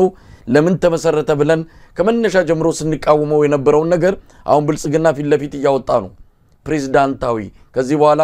የኢትዮጵያ መንግስታዊ መዋቅር ፕሬዚደንሻል ይሆናል አብይ አህመድ ለሚቀጥሉት 2-3 ተርሞች ስዩመ ከእግዚአብሔር የተሰየመ መሪ ሆኖ ቤተ መንግስት የሚከርምበት ሁኔታ ነው የሚፈጠረው የሚል ነገር እናነሳ ነበር ያንን የሚያረጋግጡ ነገሮች እያየን ነው ግን በአጠቃላይ እንዴት ተከታተልከው አንደኛ ያረጋግጥም የሚያረጋግጥበት እንትና ጊዜ አልፏል ያ ጊዜ አልፏል ከማደናገሪያነት አልፎ አሁን ያብይ የፖለቲካ ሽፋን ሰጪ እንደሆነ ይሄ ምክክር ኮሚሽን የሚባለው በአደባባይ ሁሉ እየዋሹ እንደነበር አይተናል አሁን ከብልጽግና መረጃ ሰበሰብኩ ተጠሪነቱ ለብልጽግና አይደል እሱ ራሱ መጀመሪያው ከብልጽግና እሱ ለምን ይቀበላል ከሌላው ካልሆነ ብልጽግናማ ራሱ የሾመው ነው እኮ አይደል እንዴ ከብልጽግና ሰብስቦ መጨረሻ ለብልጽግና ነው የሚሰጠው እኮ የሚያስፈጽመው እኮ አብይ ነው ይሄን ነገር መረጃ ሰብስበው ለኛ ለመስጠት ነው ያለና የራሳቸው መረጃ ለሱ አሳልፈው የሚሰጡት ምንድነው የራሱ ዳኛ አቋቁሞ ምንድነው ዳኛው ደግሞ መጨረሻ ላይ እሱ ያዘዘውን የሚያደርግ እሱ የሾመው ግን ደግሞ ፌደራል ፖሊስ ለአማራ ክልል አቀበለ አማራ ክልል ኦሮሚያ አቀበለ ኦሮሚያ ለአዲስ አበባ አቀበለ አዳነች ወደ ፕሮፌሰር ማናቸው መታቸው ከዳ ፕሮፌሰሩ ደግሞ ለአብይ ሰጠው ነው አሁን እስፋኒ ነኩ በጣም ይገርማል እኮ አሁን ይሄ ምንድነው የፌደራል ተቋማት በሙሉ የብልጽግና ናቸው የሀገር ችግርን ለመፍታት የሚደረግ ነገር እነዚህ ተቋማት ምንድን ያንዴ መንግስት ተቋም አይደሉ እንዴ ራሳቸው እና መንግስት ደግሞ ብልጽግና ነው ራሳቸው የተለያዩ ናቸው ሀገሪቷን የሚያዩበት ነገር ነው ተቋማት የተለያዩ ናቸው ያንድ መንግስት ኦርጋንስ መሆናቸው ቀርቷል ማለት ነው ኢቭን የክልል መንግስታት እኮ ፌደሬሽኑን ያቋቋሙት በጋራ አብረው ነው የፌደራል መንግስቱ አጠቃላይ የክልሎች ሸርድሉርና ሰርፍሉር ተስማምተው ይሄ ሸርድሉር የሆነው ፌደራል መንግስቱ የክልሎች እንትን ነው ይሄ ምን ለማን ነው የሚሰጠው ነው ማለት የብልጽግና መንግስት ከሆነ የሚመራው የብልጽግና መንግስት መዋቅሮች ደግሞ ኦርጋንስ ኦፍ ዘ ገቨርንመንት ናቸው አንድ አይነት አመለካከት ባላቸው በጋራ ስትራቴጂም ይመሩ ናቸው አገራቸውንም የሚያዩበት መንገድ አንድ ነው በዛ መንገድ የተቋቋሙ ስለሆኑ አንዱ የተለየ ጥያቄ የሚያቀርቡበት ምክንያት ነው doesn't make sense በራሱ ሁለተኛ ነገር የሀገርን ችግር ለመፍታት ዲፈረንት ፐርስፔክቲቭ ካላቸው የተለያዩ ቅራኔ ካላቸው የህብረተሰብ ክፍሎች ቢሆን አትሊስት ሂደቱን እንኳን ሚዛናዊ አይደለም መልስ አይሰጥም ብለን ብንል እንደው ለወጉ ይሆናል እኔ ነፃ ነኝ የምክክር ኮሚሽን ነኝ ግን ከተለያየ ባለድርሻ አካላት ተነጋገሩ እና ኢንተረስት ካላቸው ቢባል አንድ ነገር ነው የመንግስት ተቋማትን ይሄን አደረገ ሲባል ምንድነው ብትለኝ አሁን ከዛስ ይሄ ነገር ለምን ተደረገ የሚለውን ዋና የፖለቲካ ሞቲቭ ምንድነው የሚለው የበለጠ ሴንስ የሚያደርግ ነገር ይሆናል መሳይ እሱ ምንድነው ኢንጂነር ይልቃል ራሱ የምክክር ኮሚሽኑ ይሄንን የፌደራል ተቋማትን አጀንዳ ከሚሰበስብበት ዋዜማ ላይ የሰጠው መግለጫ አለ ሙራንኑ ተሳተፉ ሙራን አልተሳተፉም ሙራን የሚባል የለም በተለይ ሌላ አመለካከት ያላቸውም ሊሆን ይችላሉ የፖለቲካ ፓርቲዎች በሙሉ ጥለውት ወጥተዋል የነበሩት ጥለውት ወጥተዋል ያልመጡትም በዛው ቀርተዋል ምናልባት የቀሩት ኢዜማና አብን የሚባሉ አሁን ደግሞ ስምረት የሚባል በጌታቸው የተቋቋመው ነው ስለዚህ መጀመሪያውኑ ሌሎች ሐሳቦች እንደሌሉ ከገለጹ በኋላ መልሰው ወደ ብልጽግና መሄዳቸው በራሳቸው ጊዜ ማንነታቸውን ያስመሰከሩ ነው ማለት አንችልም ማንነቱ ቀደም እንዳልኩ ነው ማታለል የማይችሉበት ደርሷል አብይን ለማንገስ ነው ያልከውን እንደዛ ነውና እሱን አረጋግጠዋል ምንም የታወቀ ነገር ሆኗል በደንብ ታውቋል ግን ይሄ ነገር አሁን ለምን ሆነ ካልከኝ ዋናው ነገር አላማው ለአብይ ወሬ ስራ ነው ይሄ ዜናን መቆጣጠርና ኒውስ ሳይክልን መቆጣጠር አንድ ነገር ነው አውሮፓ ሁሉ ሄደኮ ቀጠሮ ሳይኖረው ዝም ብሎ ብድግ ብሎ እንደንግዳ ልክ ባህርዳር አረጋን ሄዶ ባንድ ቀን ሄዶ አስጨንቆ እንደሚመጣው ወይም ደግሞ አዋሳ ሄድኩ እንደሚለው ወይ እንደዚህ እንደዛ ነው ያደረገው ውጭ ሀገርን ያንንም ምንድነው ወሬ ለመፍጠር ነው አንድ ቀን ብሎ በስርዓት ጋዜጠኛ ጠርቶ ያገሪቷ መሄጃ መንገዳችን ይሄ ነው ፖሊሲያችን ይሄ ነው በዚህ መሰረት ይሄን ሰርተናል ይሄ ቀረናል ብሎ ባለም ታሪክ ከጋዜጠኛ ጋር በይፋ በግልጽ ስለ ሀገሪቷ ፖሊሲ ተነጋግሮ ማያቅ ሰው ተብሎኮ በጂነስ ቡክ ኦፍ ሪከርድ ኮ አብይ ይመዘገባል ስለዚህ የሆነች ኢቨንት ይፈጥርና በዛች ራሱ አሽሙርና ሽሙጥ ተናግሮ ነው የሚሄደው አሁንም ኢትዮጵያ ውስጥ ተቋሚዎች አንድ ሆኑ ተባለ የፋኖ አደረጃጀቶች የህክምና ባለሙያዎች እንቅስቃሴ ሰፊ ሽፋን አገኘ ይሄንን ነገር ለማስረሳት የት ሊሄዳልና ሩጦ አውሮፓ ሄደ እንዳልኩ ምንም አይነት አስቀድሞ መሰራት ያለበትን የዲፕሎማሲ ስራ ሳይሰራ ሄዶ እኛ ስራ አለብን ልንቀበል አንችልም ልናነጋግር አንችልም ተብሎ ተዋርዶ መጣ ይሄ ምንድነው ካልከኝ አገር ውስጥ ያለው ነገር ሲያስጨንቀው ነው አሁን እሺ ሌላ ምን ላደርግ ሲባል ደግሞ ይሄ ራሱ የሚጫወትበት የምክክር ኮሚሽን ይባላል ይሄን የምክክር ኮሚሽን ደግሞ ናጥራና ቀደም እንዳልኩ ሴፍቲ ቫልቭ ነው ይሄ ማስተንፈሻ ማለት ህዝብ የሚወዳቸውን ነገሮች እናውራና እንደው 1 3 4 ቀንም ቢሆን ህዝቡን የሚያስተኛ ነገር መፍጠር ከቻለ ይሄ ሰዓት እኮ አቃጠለንና አንድ ነገር አርጉ የሚያበርድን ነገር ይሄ ከተጣርንበት ሰዓት እንደው ንፋስ ነገር የሚመታ ነገር ትንሽ ፈልጉ ሲባል ይሄንን አመጡና እንዳልኩ ቀደም አብይ ላረጋ ቀበላቸው አረጋ ለአብዲሳ አብዲሳ ለብርሃኑ ጁላ ለፕሮፌሰር መስፍን ለአብይ ያቀበለው የሚባል ጨዋታ ይዘው መጡ ማለት ነውና ስለዚህ ይሄ ሁሉ የሚያሳይ ነገር አብይ መሳይ ምንድነው ይሄ የአብይ አስተዳደር በምንም ነገር የሚያረጋው እንደጠፋበት የውር ድንብር በቃ ደንግጦ የሚይዘው የሚጨብጠው ባጣቱን በዚህ በደንብ ታየዋለህ የአውሮፓውን ጉዞ ስታየው አሁን ሱዳንን ብድግ ብሎ መጨረሻ ላይ የሄደበትን ነገር ይሄንንም ነገር እንደው የሚያስተነፍስልኝ ከሆነ ምንድነው ብሎ ያመጣው ነገር ይሄ ሁሉ ግን ምን ሆነ ካልከኝ የኑሮ ውድነቱ ሁኔታ አንቆይዞታል የህዝብ መነሳሳት አለ ይችን በጥራት ነጠቀም ቢሆን ስትራክቸራል አድጀስትመንት ፕሮግራም ይሄ ዓለም ባንክና የአይኤምኤፍን ፕሪስክሪፕሽን ተቀብሎ ያደረገው ነገር ብዙ የላቲን አሜሪካ ሀገሮች ሁሉ አመጽ ያስነሳና መንግስት የገለበጠ ነገር እንደሆነ ገብቶታል ስለዚህ ያችን ሁሉ የሚያጠፋ ወሬ ተብሎ አዳነች አሁን ቤት ልሰጥ ነው የ4 ሚሊዮን 1 ሚሊዮን ብር ቆጥቡ ይያለች ማውጣት ጀምራለችና ይሄ ሁሉ ነገር ግን አንድ ደስ የሚለው ነገር መሳይ መጨነቃቸውንና ነገሩን መዋቃቸው እንደ ድሮ የካዱ መኖር የማይቻልበት ደረጃ ላይ መድረሳቸውን በደንብ ያሳያል እና ስራችሁ ጥሩ ስራ እየሰራችሁ መሆኑን ያሳያል መሳይ ሎጂናሊካል ስለ ወይዘሮ አዳነች አቤቤ ስታነሳ ወደ ኋላ ላይ አንድ ጥያቄ ከሷ ጋር የተያዘ ይኖረናል ምክንያቱም የፖለቲካ ፓርቲዎች ሽልማት ሰጥቷት አሉ በጣም አስገራሚ ነገር ነው የፖለቲካ ፓርቲዎች ለአዳነች አቤቤ ሽልማት ከሰጡ ኢትዮጵያ ውስጥ የፖለቲካ ፓርቲ ለምን አስፈለገ የሚል እንደው በጣም ቀለል ያለ ጥያቄ ልናነሳ እንችላለን ወደ ኋላ ላይ እናነሳለን አዳነች አቤቤ የተጫወተችው ከዚህ ከጤና ባለሙያዎችና ከመምህራን ሊመጣ ከሚችል የመምህራን ተቃውሞ ለመዳን በሚል የፈጠረችው ነገር በኢኮኖሚ ባለሙያዎች እየተተቸ ነው ክቡር ገና ሁሉ ወጥተው የጻፉበት ያለው ጉዳይ ነው እዛ ለድለላና ለመሸንገል ብላ ያቀረበችው መረጃ ምን ያህል ራቁቱን የቀረመውን ምን ያህል ለህዝብ እንዲያዛነ ስቃይ ደንታ እንደሌላቸው የሚያሳይ መሆኑን እንደው በጨረፍታ አንስተን እንወያይበታለን እንደው አብይ ሰሞኑን የገባበት እንግዲህ የተናገራቸው ነገሮች መቼም ከሚዲያ ጣል ያደረገ ለአንድም ቀን ይሁን ለሁለትም ቀን መወያያ መሆኑን እንደሚፈልግ ከዚህ በፊት በተደጋጋሚ የሚነሳ ጉዳይ ነው ባለፉት 7 አመታትም ያንን ያሳየን ሰሞኑንም እንደዚሁ አንዳንድ ነገሮችን ተናግሯል ወደ ሀዲያ አካባቢ ሄዶ የገጠር ኮሪደር ልማት በሚል የሆነ እንፈታ ምንድነው ይዋጣልን አይነትም መግለጫ የሰጠበት ሁኔታ ነው ያለው የገጠር ኮሪደር ልማት ምንድነው የሚለውን ባለሙያዎችንም ስንጠይቅ ከዚህ በፊት የገጠር የጤና ኤክስቴንሽን የሚባል አለ 16 ነው ምናምን አይነት ስራዎች ይሰራሉ ከዛ ውስጥ 3ቱን ወስዶ ነው አሁን ልክ እንደ አዲስ ኮሪደር የሚል ስያሜ ሰጥቶ ሌላ ታሪክ ለመፍጠር የሞከረው ብለው ባለሙያዎች እዛው ውስጥ የሚሰሩ ባለሙያዎች ያጋለጡት ይገኛሉ ለማንኛውም የተናገረውን ተከታትላል ኑና እናንተም ስሩና አሳዩን እኛን ይሄ ቀድማል ያ ይቀድማል ይያላችሁ አትናገሩን እኛ እየሰራን ነው እናንተ የመጣችሁ የዳቦ ስም አትስጡት ከፈለጋችሁ ሰርታችሁ አሳዩን ብሏል ምን ደረጃ ደረሰ ይሰውዬ በዚህ መልኩ ሊገለጽ የሚችል ነው ወይ የአንድ ሀገር መሪ እንደው በጣም አስገራሚ ስለሆነብኝ ነው ኢትዮጵያ ውስጥ ስራዎች ሲጀመሩ ዶሮ ሲባል ዶሮ ምን ያደርጋል ስንዴ ሲባል ስንዴ ምን ያደርጋል ኮሪደር ሲባል ኮሪደር ምን ያደርጋል ህዳሴ ሲባል ህዳሴ ምን ያደርጋል ብለው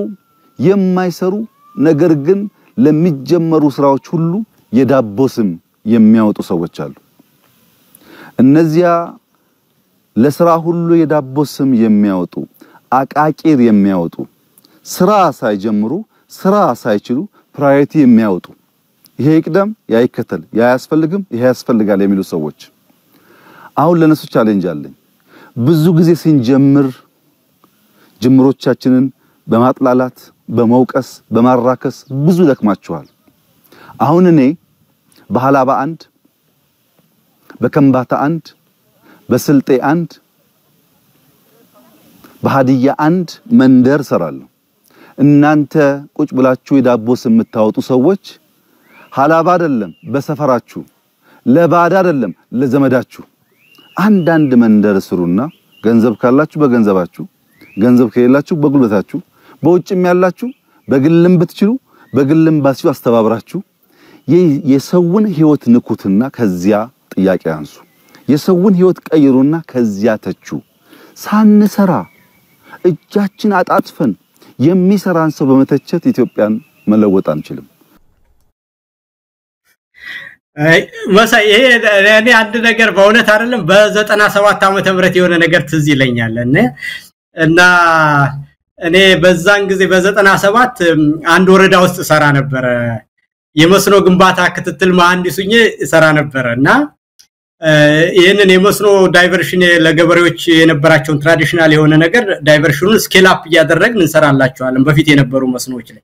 እና እዛ ስናረግ በዘላቂው የሚሰሩ ግንባታዎችን እንዲጠብቁ የኮሚኒቲ ማስተዋጽኦ ይደረጋል እኔ ማስተዋውሰው ነው የእውነት ኬዝ ነው ምነግር እና ያንን የመስኖ የሚሰሩ በዛ ያካባቢው ተፋሰስ ተጠቃሚ ገበሬዎች ድንጋይ ምን ያደርጉና ለኛ ለመስኖ ለምንሰራው ግንባታ ለኮንስትራክሽኑ መንግስት ከሚያቀርበው አሸዋ ሲሚንቶ ኮንትራክተር በተጨማሪ እነሱ የድንጋይና የጉልበት ስራ ገበሬዎች እንዲሰሩ ይሰበሰባሉ ማለት ነው እና አዛ ያችን ሱፐርቫይዝ ላረግ ያች ስሞል ስኬል ኢሪጌሽን የሚሰራበትን ዳይቨርሽን ላይ ሲሄድ ገበሬዎችን ሰብስቦ በ97 ምርጫ ጊዜ ነው አንድ ካድሪ ያወራል እና ራቀው ነው የምሰማው ነው ማለት ነው ለዛ ለመስኖ ስራ የተሰበሰቡ ገበሬዎች እና ምንድነው የሚያወራቸው ቅንጅት ምን አርጎላችኋል አሁን ይሄን መስኖ ያሰራው መንግስት ነው ጤና ጣቢያ የከፈተው ምንድነው ቅንጅት ምን አርጓል ቅንጅትን የምትመርጡት እንደው እና ቅንጅት አንድ ነገር አርጎላችኋል መንገድ ሰርቷል ጤና ጣቢያ ሰርቷል ትምህርት ቤት ሰርቷል ይሄንን የምታዩት መስኖ አሰርቷል ይላል እኔ ሳቄ በርቀት ነው የምሰማው እንደነገርኩ እዛ ኤግዛክትሊ እንግዲህ አሁን አብይም የሚለው ነገር ይሄንን ነው አሁን በቃ ያንን እንደዛ ያ በ97 ያለው መጨረሻ እንደዚህ ያለው ወሬ እና እንደ ጋሽ እንዴት ነው ቅንጅት መንግስት ሳይሆን ይሄንን ነገር መስራት ይችላል እንደ ቅንጅት እኮ ገና መንግስት ለሆነ ያለው መንግስት ሳይሆን ግብር ሳይሰበስብ እንዴት አርጎ ይሆናል ብለው ራሳቸው ገበሬዎች ይጠይቁት ይለኛልና ቅንጅት እኮ ገና መንግስት ለሆነ ያለው እንጂ መንግስት አልሆነም ብለው ገበሬዎች ራሳቸው መልስ ሲሰጡ ስለዛ ካድሪ ትዝ ይለኛልና እና አሁን ይሄ በካድሪ ያለ ሰው ወረዳ ካድሪ ቢያረጋው እንደው ገበሬዎች ንቃተሌና ከኔ ጋር አይደርስ ይሆናል ብሎ ተሸውዶ የገበሬዎች ንቃት ሳያውቅ ይሆናል ልልህ ይችላል ጠቅላይ ሚኒስተሩ ግን ኑና ስሩ ሲል እሱ ጠቅላይ ሚኒስተር ከመሆኑ በፊት የሚያወራው ነገር ሁሉ እኮ ምንድን ነበር በደህንነት ያደው በምንድነው በሽሮ በእምባ የተሰራ ሽሮ በችግሬ ጊዜ ደራሽ ይያለ ወርቅነህ ገበየውን ሲያሞካሽው ነበር የደሃ ጊዜ ጓደኛ ያለማን የሚል እና ባለስልጣን ከመሆኑ በፊት ስለ ድህነት እና በድህነት ስለማደጉ እንጂ አብይ ምንም ነገር ባለስልጣን ከመሆኑ በፊት ሰርቶ አያውቅምና አንድ ስልጣን ላይ የሌለ ኃይል ኢትዮጵያን የሚያክል ትልቅ መንግስት ስለያዘ በኋላ ነጋዴውንም ያስፈራራ ገበሬውንም ያስፈራራ መጻፈን ካልገዛ የመንግስት ሰራተኛ ትባረራለህ ያለ የሰበሰበውን ነገር ያደረገውን አንድ የተቋሚ መሪ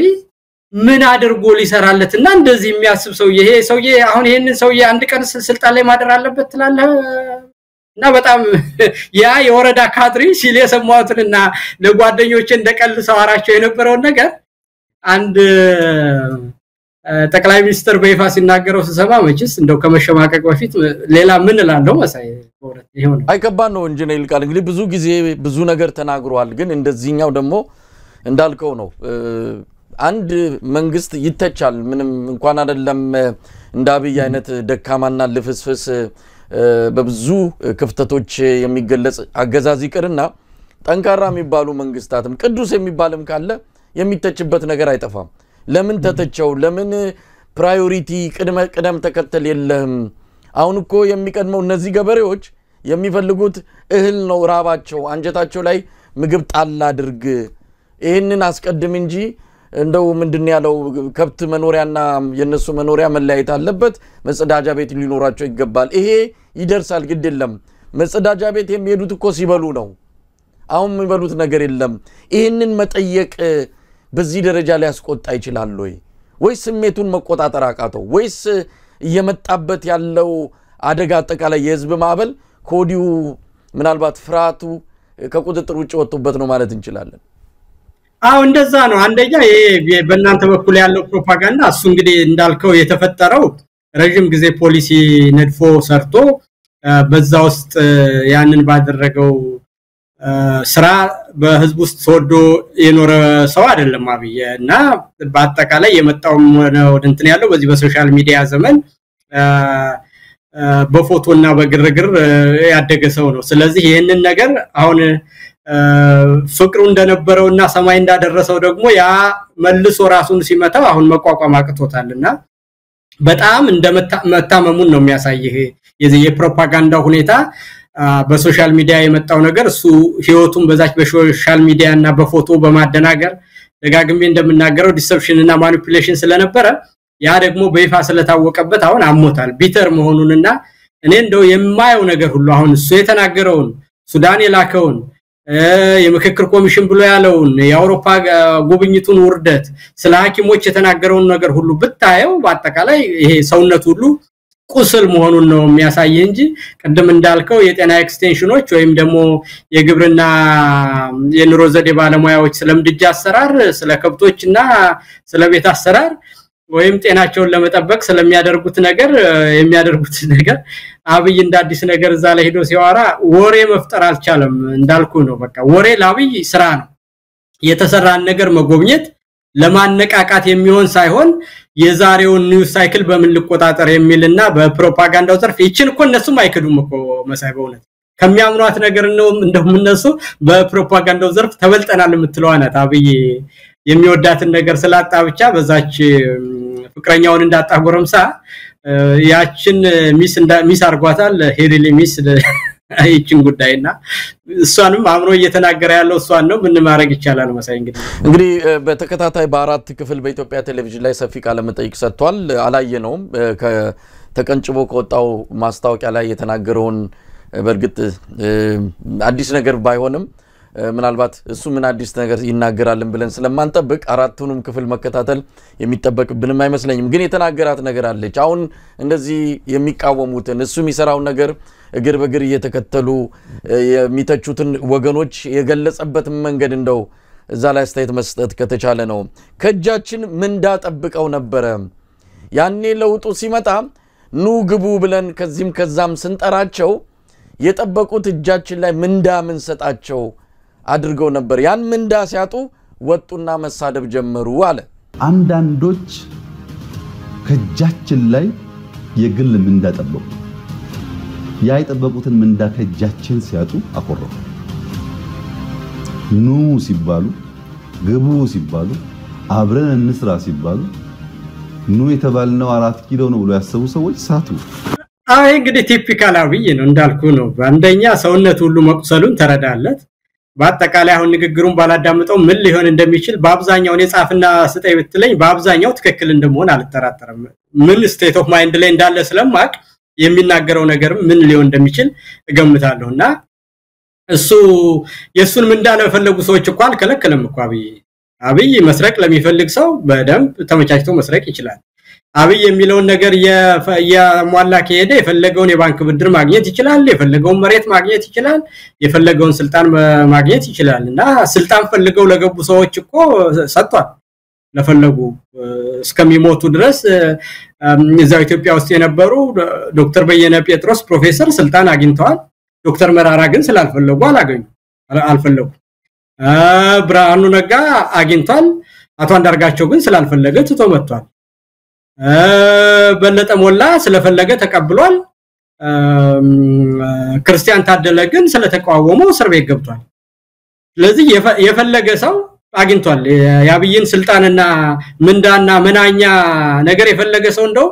አብይ የማይሰስተው ነገር እንደውም ይሄ ነው አንተ እኮ እንደው ከእግዚአብሔር የተላከ አንተ ባትሆኑ የኖርች ሀገር ምንድናት ቢባል እኔ እንጃ ይልቃል እንደው አትናገረኝ እንጂ እዛው አለበት ሀገር ቤት ልግዛልህ እንደሚል ማለት አልጠራጠርምና ምንዳ ፈልጎ ከለከልኩትና ተጣላይ ማለት ለአብይ አይሰራም ነው ምልኩ ራሳቸውን ለካዱ ሰዎች ከጋዜጠኛ እስከ ፖለቲካ መሪ ድረስ እስከ ተቃዋሚ መሪ ድረስ አገር ውስጥ ያለ ከውጭ የገባ ምን ብትል እዛው ነው በሌላ ወገን ግን እሱን የተቃወመ ሰው አየደንዳሁን ምታውቀው ነው እንግዲህ አንተ በጣም የውነት ሰውና ሐቀኛ ሰው ቢኖር እኔ እንደው በፖለቲካ አመለካከት ከታየጋ በብዙ ርቀት እንለያያለን ግን ልብ ብለካየ በእውነት ብልጽግና የሚባለውን ራሱ በመልክ ያለው ድርጅት ለማድረግ ስለ ብልጽግና ሰነር ላይ የተጻፉትን በአግባቡ የሚናገር ሰው ማን ነበር ብትለይ ታየደንዳ ነው እኔ ማስተዋውስ ራሱ እንደው ብልጽግና ለማድረግ ከራሳችን ውስጥ ሌብነት ይጥፋ ተብሎ በዛው በኦሮሚያ ጨፌ ውስጥ በአደባባይ ሲናገር የነበረስ እንዲሁም ደግሞ መንግስታችን አቋም ነው ብሎ በያዘ ጊዜ ከጦርነቱንም ብትለው በኋላ አብይና ጀዋር ሲጣሉ አሁን ጀዋር ያኔ ትልቅ ስም ነበርው አይደለ ከጀዋር ጋር ፊት ለፊት ሲታገል እንዴት እንደነበረ እንደዚሁም ደግሞ ሰላሙን አያዋጣም ብለው ወደ ትግል ከሄዱ ጋራ ከብልጽግና ልዩነት አላቸው ብሎ ሲያምን በደንብ አድርጎ ያንን አቋም ወስዶ የመንግስቱን አቋም ወደ ተግባር ለመለወጥ ምን ያህል ባመነበት ነገር ርቀት እንደሄደ ኢቭን ኮንስቲትዩንሲውን በሚያሳጣ መልኩ ማለት ነው አሁን የታጠቁ ኃይሎችንም ሲነቅፍ የስልጣን ተገዳዳሪ የነበሩና ብዙ ህዝብ ድጋፍ የነበራቸውን እነጀዋርን በወቅቱ ሲነቅፍ ያብይን ጦርነትም ደግሞ ትክክለኛ ነው የመንግስታችን ነው ብሎ ሲደግፍ የብልጽግና ፕሮግራምና ሐሳቦችም ደግሞ መልክ ባለው መልኩ ሲናገር የነበረው ቆራጥ ነው ግን የብልጽግና መንደር እውነት የሚናገርን ሳይሆን ውሸታምና ቀጣፊን ጥቅመኛን ስለሚሰበስብ እውነት መናገር ሲጀምር በህዝብ ደም መቀለዱን አብይ ሲያቀበት እንዲሁም ኦሮሚያ ውስጥ ያለውን ችግር በሰላም ለመፍታት የተሄደበትን ርቀት እንዴት ለራሱ መጠቀሚያ እንዳበላሸው አውቆ ከህዝብ ጎን መቆም ሲጀምር ግን የብልጽግናውን ዋና ተከራካሪ የነበረው ታየደንዳ እውነት ስላለው ብቻ እንዴት አዋክቦ እስር ቤት እንደከተተው አሁንም ደግሞ ህዝብ ያዳመጠው ሲሄድና ላመነበት ነገር ብዙ ርቀት ሲሄድ እንዴት እንዳደረገው ታያለህና አብይ አካባቢ እውነት የሚናገር ሰው የማይፈልግበት ምን ያህል ደካማ ድርጅት እንደሆነ ብልጽግና የሚባለው ራሱ ቀደም እንዳልኩ እውነትን የሚናገሩና በሐቅ ይዘው የሚናገሩ ሰዎችን የማይፈልግ ድርጅት እንደሆነ በታየ ጥሩ ምሳሌ አድርገህ የምትናገረው ሌብነት ይጥፋ ባሉ ችግሮቻችንን በውይይት እንፍታ ባለ እውነት ነው ብሎ ባመነበት ጊዜ ደግሞ የመንግስቱን አቋም ይዞ በፖለቲካ ተቀናቃይናቸው ያላቸውን ሰዎች ሁሉ ያለ ገደብ ሳይፈራ የሚናገርን ሰው ለእንደዛ አይነት ነገር ያብይ ፖለቲካ ማስመሰል መዋሸት እንደሆነ እንጂ ምንም አይነት ትኩረት እንደሌለው የተቃወሙትን እዛው ፓርቲ ውስጥ የነበሩ ከውጭ ያልመጡ እና ዮሐንስ ቦያለውንም ይሁን እና ዶክተር ካሳ ተሻገረን ቢሆን ራሱ የመንግስት የሆኑትን ተቃዋሚ ሆነ የፓርላማ አባል የሆኑትን እና ክርስቲያን ታደለን ሲያስር በሌላ ወገን ግን የሱን ንግግር ያዳመቁትን ደግሞ ያብን አባላት ትላልቅ ሹመት እየሰጠ የኢዜማ አባላትን ትላልቅ ስልጣን እየሰጠ የሶሻል ዲሞክራትን ነፍሳቸውን ይማርና ትላልቅ ስልጣን እየሰጠ እንዲህ ያደረገ ስልጣንና ምን እንዳፈልጎ ካብይ ያጣ ሰው የለም እንዴ ያለ የተጸየፈ ሰው ነው እንደውም ካብይ ጋር መኖር የማይችለው ነው ምን ለመሳይ አብይ አህመድ የተለያዩ የድጋፍ ሰልፎችን ያዘጋጀ ነው ሰሞኑን የኮሪደር ልማትን በመደገፍ የኮሪደር በተለያዩ የኢትዮጵያ አካባቢዎች እየተሰሩ ያሉትን ከኮሪደር ጋር የተያዙ እንቅስቃሴዎችን በመደገፍ ኢትዮጵያውያን ሰልፍ እንዲወጡ እንቅስቃሴ እየተደረገ ነው በአዲስ አበባ ምናልባትም በሚቀጥሉት ቀናት ውስጥ እንደሚካሄድ ይጠበቃል በሄደበት ቦታ ህዝብ ግልብጥ ብሎ ተወዳጅ መሪ እንደሆነ ለማሳየት በዚህ በካሜራም ቴክኖሎጂ ህዝብ ወጥቶሱን ሲያየው እየተደሰተ እጁን ያውለበለበ በዛ መልኩ የሚወደድ መሪ አድርጎ ራሱን ማየት አሁን በሰልፍም እንደዚሁ ድጋፍ ያለው መሪ አድርጎ ለማሳየት የሚሄድበት ነገር አለ እንደው በዚህ ማምለጥ ይቻላል ወይ እንዲህ አይነት አገዛዞች እንደዚህ መደበቂያ እየፈለጉ በግድምው በተለያየ መልኩ የሚያስወጣቸውን ህዝብ የኛ ደጋፊ ነው በማለት ለዓለም የሚያሳዩበት መንገድ ምን አይነት እንደው ጥቅም ያስገኝላቸዋል ይሄ የአምነስቲ ኢንተርናሽናል የሰሞኑ ሪፖርት ነበረ በ58 ከተሞች የሚካሄዱት የኮሪደር ልማቶች እንዲቆሙ ጠይቋል ወደ ህግም እንወስዳለን ከህግም አቋያ እንዲታይ የሚልም አንዳንድ ሐሳቦች እየመጣን ያለው ስለዚህ የኮሪደር ልማት ኢትዮጵያ ህዝብ የሚደግፈው ነው በሚል ሰልፍ ሰሞኑን ይደረጋልና ይሄንንስ እንዴት ማየት ይቻላል የቀረው ነገር ምንድነው አብይ አህመድ ከዚህ በኋላ ሁሉ ነገር እየነጠፈበት ነው ምን የቀረው ነገር አለ የቀረው ነገር ስልጣን አስረክቦ መሄድ ነው ምናልባት ጤነኛ ሰው ቢሆን የነገሮችን እድገት አይቶ ኢኮኖሚው በዚህ ደረጃ ከተበላሸ የላኩት ወታደር ሁሉም ዋጋበት ምክንያት አጥቶ በየወረዳውና በየገጠር መንገዱ ያገል መከላከያን ያዋረዱ ያሉት የፖለቲካ ኃይሎች ሁሉ በምንም አይነት ከኔጋ በማይሆን ሁኔታ ሲሆኑ ትልቅ የዲፕሎማሲ ልምድና ምልክት ሀገር የነበረችን ነገር በየሄድኩበት ሁሉ አይንን ላፈርስባል ከጎረቢቶቼ ሁሉ ስታነቅ ከዛም አልፎ ጎረቢቶቼ ሁሉ እኔን እንደ መንግስት ከማወቅ ይልቅ ከተቋሚዎች ጋር ያብሮ የመስራት አዝማሚያ ያሳዩብኝ ሲሄዱ ከዚህ በኋላ ያለው ነገር ሁሉ በፕሮፓጋንዳ የሚሸፈን አይደለም ስለዚህ የማርያም መንገድ አግኝቼ ሴፍ ኤግዚት ልውጣ ነበር ጤነኛ ሰው ቢሆን ማድረግ የነበረበት በእውነት ግን ይሄ ደግሞ ከአብይ ካራክተር ጋራ በፍጹም የሚሄድ ነገር አይደለም እየተዋረደ መቀጠል ነው የሚፈልገው ያንዳንዱ ነገር እንግዲህ አብይ ሲመጣ የነበረውን የህዝብ ድጋፍ ምታቀው ነው አይደለም ያንን ያየሰውና በዛ ደረጃ አውቆት የጠላው ሰው አዲስ ሰው ቢሆን እኮ ትንሽም ድጋፍ ቢሆን ነገ ታድጋለች ብለ ያችን ኢንክሪመንታል በሆነ መንገድ እየተከተልክ ልትሄድ ትችላለህ ግን አብይ ፍሪ ፎል ነው የሆነው ከዛ ከፍተኛ ፒክ በፍጥነት ሄዶ ከዚህ በኋላ ቢያስወጣ ህዝብ ደርቆ ከጠላው በኋላ እምነቱ ተሸርሽሮ አይንህን ላፈር ከተባለ በኋላ የሚደረገው ነገር ከዛ ይልቅ መንግስት እንደው እንዲህ ነው እንዲባልና ፕሮፓጋንዳውም ከመንግስትም እንኳን ማይጠበቅ መንግስት እኮ ትንሽ ነገር ሰርቶ የበለጠ ተጋኖ እንዲታይለትና የራሱን ስዕል ለማስተካከል የሚያደርገው ፕሮፓጋንዳ ልባስ አለ ግን ነጩን ጥቁር ነው ብሎ ፕሮፓጋንዳ ከነዛ የበለጠ ህዝብን ያበሳጨ ካለው ነታ ጋር ማይዛምድ ነገር ሲያወራ እኔ እንደውም ወደፊት ለመንግስት የነበረው ክብር የኢትዮጵያ ህዝብ መንግስታዊ ህዝብ በመሆኑ ለህግና ለመንግስት የነበረው ክብር በየጊዜው እየሸረሸረ አብይ የሚታመን ሰው ሁሉ እንዳንዳጣ ወደፊት የሚያደርግ ነገር ሆኖ ነው ማያው እንጂ ለመኖር በምንም አይነት ጊዜው አልፏል አሁን በሚያደርገው ፕሮፓጋንዳ በምንም አይነት ራሱን ማታለላይቻ ኢቭን ራሳቸው መሳይ አሁን የአብይ ካድሬ ሆኑ ሰዎች እኮ ያውቃሉ በዛ በኢሃዲግ ዘመን የነበሩ ሰዎች ናቸው በእያንዳንዱ ነገር እንዴት እንደሚገመገሙ በእያንዳንዱ ሴክተር እንዴት ድርጅታቸው አፍጥጾ እንደሚይዝ እንዴት ጠንካራ እንደሆነ እንዴት የህዝብን ሰላምና ደህንነት ለመጠበቅ ገጠር ድረስ ያላቸው መዋቅር ምን እንደነበረ የሚያውቁ ሰዎች ናቸው እናረጋ የኢሃዲግ የድሜልክ ካድሪ ናቸው እና በንጽጽር ማየት ይችላል እኮ የመንግስት ቁጥጥር ምን እንደሆነ የሚወራው ነገር ጧት የሚወራው ማታ ማይደገም እንደሆነ በየቀኑ የአገሪቷ ሀብት ለማይጠቅም ነገር እንደሚሄድ ይሄ ተመስገን ጥሩ ነው የሚባለው ካድሬ አረጋም የሚባለው አገሩ ምን እንደደረሰ ኑሮው ራሱ ያውቁታል እና ኑሮስ በኢሃዲግ ጊዜ ቀረ የሚሉት ነው የሚመስለኝ እነሱ ራሳቸው እንኳን ለሌላ ሰው ላዛምኑ እነሱ ራሳቸው የት በገባን ነው የሚሉና ራሳቸው ያላመኑበትን ነገር ደግሞ ሌላ ሰው እንዴት ሊያምናቸው ይችላልና እኔ እንደምልህ ነገሮች ሁሉ ጥለውት አልፈዋል መሳይ እሱ የሚያረጋት አንድ እርምጃ ሶስት እርምጃ ግን የህዝቡን ቃተለና ፈጥኖት ይዷል በዛ ደረጃ ከሆነ እንግዲህ የኢትዮጵያ የጤና ባለሙያዎች የጀመሩት ንቅናቄ አለ እውነት ለመናገር በዚህ በቅርብ ጊዜ ኢትዮጵያ ፖለቲካ ክስተት ላይ በእንደዚህ አይነት መልኩ መንግስትን በፍርሃት ውስጥ የከተተ ትልቅ ንቅናቄ የፈጠረ የማህበረሰብ ክፍል የለም ነገር ግን እነዚህ የጤና ባለሙያዎች የሚሄዱትን ያለ ርቀት ይሄዱ ነው አድማ መጥቷል በማይቻል በእንደዚህ አይነት በታፈነ በእንደዚህ አይነት ጨቋኝ አገዛዝ ውስጥ ሆነው አድማ የሚባለው ነገር ሞክረው ይሄው ሶስተኛ ሳምንቱን ያጠናቀቁ ይገኛሉ ግን ሌላው የህብረተሰብ ክፍል አልተነሳም እና አዳነች አበቤ እየሸነገሉት ነው በተለይ አዲስ አበባ አካባቢ አዳነች አበቤ ሰፊውን ስራ ለብልጽግና እየሰራች ነው ያለው በትንንሽ ማታለያዎች ሐኪሙም እንዳይነሳ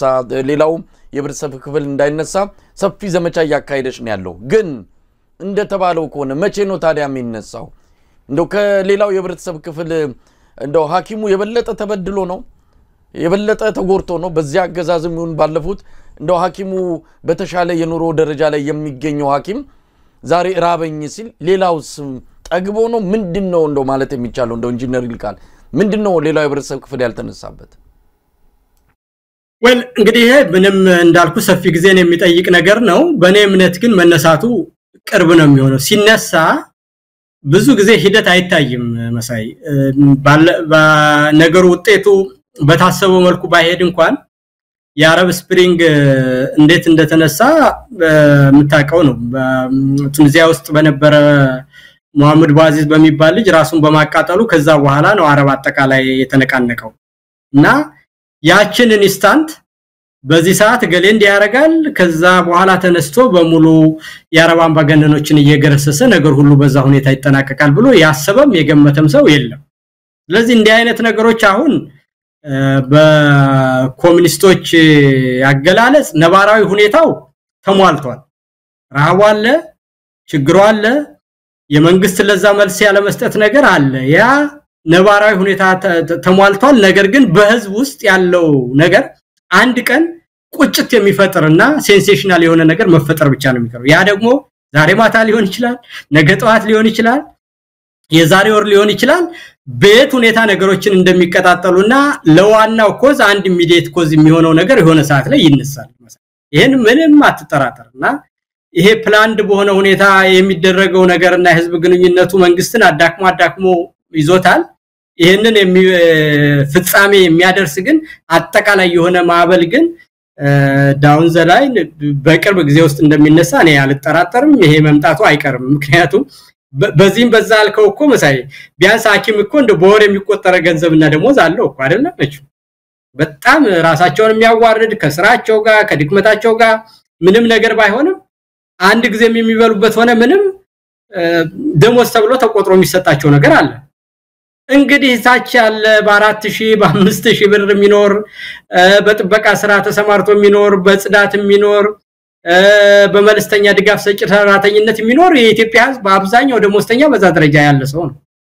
ያ እና ደግሞ ዙሪያውን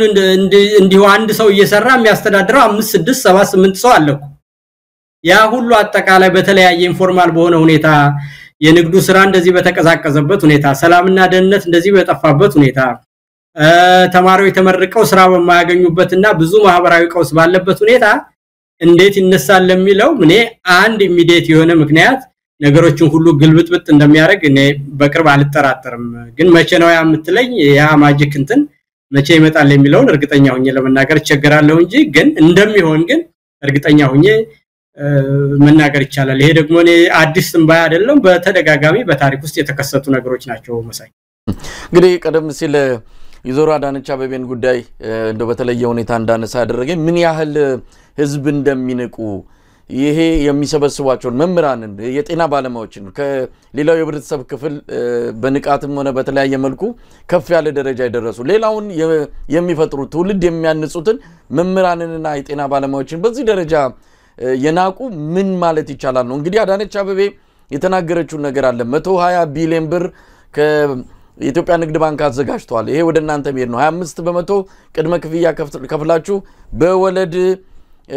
የቤት ባለቤት የምትሆኑበት ሁኔታ ይፈጠራል ይሄንን እየሰራንበት ነው አለች እንግዲህ ይሄንን ሂሳብ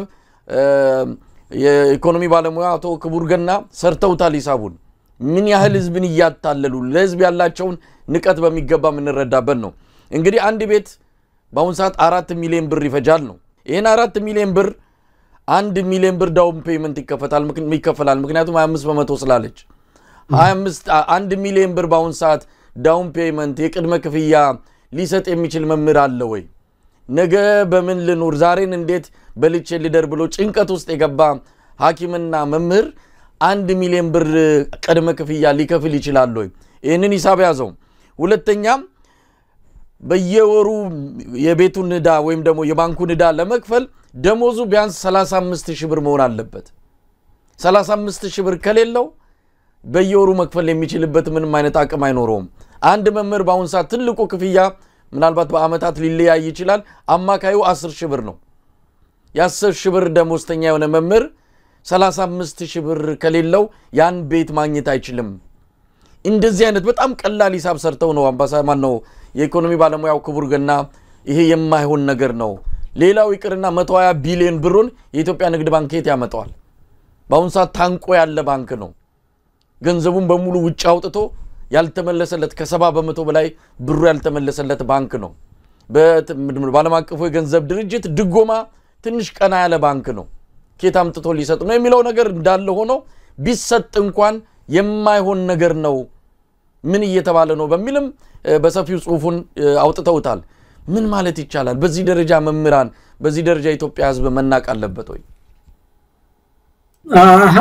እንግዲህ እኮ መሳይ አንደኛ ነገር እነዚህ ነገሮች ከምን ይመጣሉ ካለ እንደው በርጋታ ከተነጋገር ከሶስት ነገሮች ይመጣሉ አንደኛ ስልጣን ልብ ይደፍናል ሷምን በዲዛይነር የተሰፋ ልብስ ነው የምትለብሰው ውጭ ሀገር ትሄዳለች እንግዲህ እዛው ተመልስ አስተማሪነቷ ጋር ሄዳ ተው ልንል አንችልም ከዛው ወጣለች በታሪክ አጋጣሚ አስተማሪነት ወደ መልታይ ሚሊዮነርነት ተቀይራለች ስለዚህ እሷ አይታያትም አሁን ምድር ላይ የኢትዮጵያ ህዝብ እንዴት እንደሚኖር በምንም አይነት ሊገባት አይችልም እሷ ለበሽታው አሁን አሜሪካን ሀገር መጣ ኪሙላ ዘዘባት ነገር ለዛ የሚስማማት የተለያየ ምግብ ምናልባትም ኢትዮጵያ ውስጥ የሌለው ሁሉ ሊሆን ይችላል የምትመገበው እና ታጣቀም ስለዚህ ስልጣን ልቧን ደፍኗታል ሁለተኛ ዓለማዋቅ አንዳንድ ጊዜ ያው ምንድነው ኢግኖራንት ከሆንክ ቀጥሎ አሮጋንት ይመጣል ምንም የታወቀ ያንድ አባት ልጆች ናቸው ማቅ ሰው ደፋርና ባለጌ ነው የሚሆነው ማለት እና ይሄ እኮ አንተ ክቡር ገና እንደው ባለሙያ ስለሆኑ ነገሩን አብራርተው ጻፉት ምናምን ትላለህ እንጂ ለአስተማሪው ምን መጻፍ ያስፈልጋል ደሞዙን ያውቀዋል እንደዚህ 1 ሚሊዮን ብር አስተማሪ ሌሎችን የሚያስተምር ሰው ነው አይደል እና ነገ ጀምረ ከዚህ ደሞዝ 1 ብር ስከፍላለህ ቢባል የሚበላበት የዳቦ መግዣ የሌለው ሰው ምን ሂሳብ ያስፈልጋል ይሄ ማለት ይሄን ለመረዳት ይሄ ምን አመጣው ካልከኝ ስልጣን ልብ ይደፍናል ከመሬት ያራርቃል ሁለተኛ ደግሞ በአንድ ሰው ኢግኖራንት ከሆነና ለምንም ነገር ለውቀት ደንታ ከሌለው ምንም አይነት ሂዩሚሊቲ ከሌለው አሮጋንስ እና እንደዚህ አይነት ደፋርነት ያይዞ ይመጣል እና ቲፒካሊ እነዚህ ደግሞ እብሪትና ድንቁርና የውድቀት ምልክቶች ናቸው ሁሉም ነገሮች ሳያቸው ግን ዳውን ዘ ላይን የመንግስትነት ሽታ ሰው የመሆን ሽታ ከዚህ ህዝብ የመውጣት ነገር ሁሉ የመዘንጋት እንዳልኩ ነው እኮ አብይ የሚናገረውን ነገር ሰማውስቲ ምንዳ ፈልገው መጀመሪያ እንደዚህ አይነት ነገር አንድ መንግስት ላይ ያለ ሰው ስልጣን ለሚመኝም ሰው እኮ አብይ እንደዚህ ብሎ መናገር አይችልም አንድ የፖለቲካ ተቀናቃኙ ስልጣን ፈልጋለሁ ቢለው እንኳን እሱ ሰጭና ነሽ ምንዳ ሰጭ ምን አረጋው ስልጣን የህዝብ ነው አይደል ዝም ብለ እንደው ገፋ ብለን ልናገር ካልክ እንጂ ሆይዛ አብይ እሱ ስልጣን ሰጭም ከልካይም የሚሆን መጀመሪያ ገንዘቡ የኢትዮጵያ ህዝብ ነው ስልጣን የመስጠትና የመከልከል ኃላፊነት ያለው የኢትዮጵያ ህዝብ ነው ኢህአዲጉ ነው ኢህአዲግ ሲፈራርስ ከመምጣት ውጭ እሱ ከለከላቸው ጠራናቸው ጠሪ አስጠሪ የመሆን ነገር ምን አመጣው ይሄንንም የለውጥ ሂደት ያመጣው አብይ የሚባል ሰው ያለውጥ እስከሚመጣ ድረስ አንዱንም አናቅም ነው የት እንዳለ እኔ አብይ የሚባል ሰው አላቀውም ከጠቅላይ ሚኒስትር ከመሆኑ በፊት እውነቱን ለመናገር እና እሱ ሰጪ እሱ ከልካይ ይሄ ሁሉ ነገር ምንድነው የሚያመጣው አሮጋንስን ነው በቃ ኢግኖራንስ ኤንድ አሮጋንስ ምንን ይፈጥራል ስትል በአጠቃላይ ኢህአዲግ የሚባለው እንትን ወድቆ ደጋግሜ እንደለው የኢህአዲግ ብስባሽ መቅረቱንና ይሄ ደግሞ አንድ ቀን ሁሉም ነገር ተኝተን ስንነሳ ተበታትኖ እንደምናገኘው በደንብ አድርጎ ኮለል አድርጎ የሚያሳይና አንድ ሶሻል ሲስተም ሲወድቅ የሚያሳያቸው ምልክቶች ነው በሙሉ የማየውና ይሄ ስትራክቸራል የሆነው ሶሻል ሲስተም ሲወድቅ የዛ ውድቀት ማሳያ የሆኑ የመጨረሻ ስትንፋስና ተስፋቢስነትና አቅመቢስነት የሚሰሩትን ከማጣት የሚመጣ ንግግር ነው ብዬ ነው ማየው መሳይና ከዛ ያለፈ ሌላ ምንም ልላት አልችልም እንጂ ይሄንን ሂሳብ ክቡርን ነጋ ዝም ብለው ነው የደከሙ ነው የምላቸው ነው ደግሞ እንደው አስተማሪ ይሄንን ለመረዳት ምንም ያስፈልገው የሳቸውን የረቀቀ የኢኮኖሚ ድካምና ስራ አላስፈላጊ ቦታ ላይ ባይደክሙ ነው ምለን እንደው ቤቱ ሲገባ ማታ እንዲህ ብላ ስትነግረው እቺ ሴትዮ ዛሬ የልጆች ቆሎ መሸመቻ የሌለኝ ሰውዬ 1 ሚሊዮን ብር ለቤት እንድታገኝ ዳውን ፔመንት አይደለም 1 ሚሊዮን ብር ራሱ የሚያወጣ ሆኖ 20 ሺህ ብር አምጣ ቢባል ዛሬ ከየት አምጥቶ ያመጣልና ሪሊ እንደው በጣም ያሳዝናል መሳይ ሌላ ምን ማለት ያው እዛው መድረክ ላይ እንግዲህ ካድሬ የሆኑ መምህራንና የጤና ባለሙያዎች በመስጋና አፋቸው ተሞልቶ ነው እሷንም ሲያመሰግኗት የነበረው እንደ ሀገር የሆነ ነገርማ ሆነናል ኢንጂነር ይልቃል የሆነ የተበላሸ ነገርማ አለ በዚህ በብሔራዊ ቴሌቪዥን በሚታይ መድረክ ላይ መምህራን ትውልድ የሚቀርጹ አሁን ነገ ተማሪዎቻቸው ፊት እንዴት ሊቀርቡ ነው እነዚህ አዳነችን በዚህ መልኩ ያወደሷት ያሞገሷት መምህራንና የጤና ባለሙያዎች እንደው ትንሽ የሞራል ጉዳይም አለ ትውልድ አለ ይሄ መንግስት ኃላፊ እኮ ነው እነሱ ነገ እንዴት አይናቸውን ገልጠው ጎረቤቶቻቸው ነው ያሉ ተማሪዎቻቸውን እንዴት ያሉ እየራባቸው በዛ መልኩ ተቸግረው አዳነችን አንቺ እንደው ክንፍ የሌላት መልአክ ነው ያደረጓትና በጣም ያሳዝናል እነሱ ብቻ አይደሉም የፖለቲካ ፓርቲዎች ሰሞኑን ሽልማት ሸልመዋታል እንዴት ነው አንድ የፖለቲካ ተቀናቃኝ ፓርቲ ሌላ የፖለቲካ ፓርቲ አመራርን መድረክ ላይ የሚሸልመው እንደው የሆነ ኢትዮጵያ ውስጥ የሆነ የገባ ድንዛዜ ወይ በሽታ አለ ካላልም በስተቀር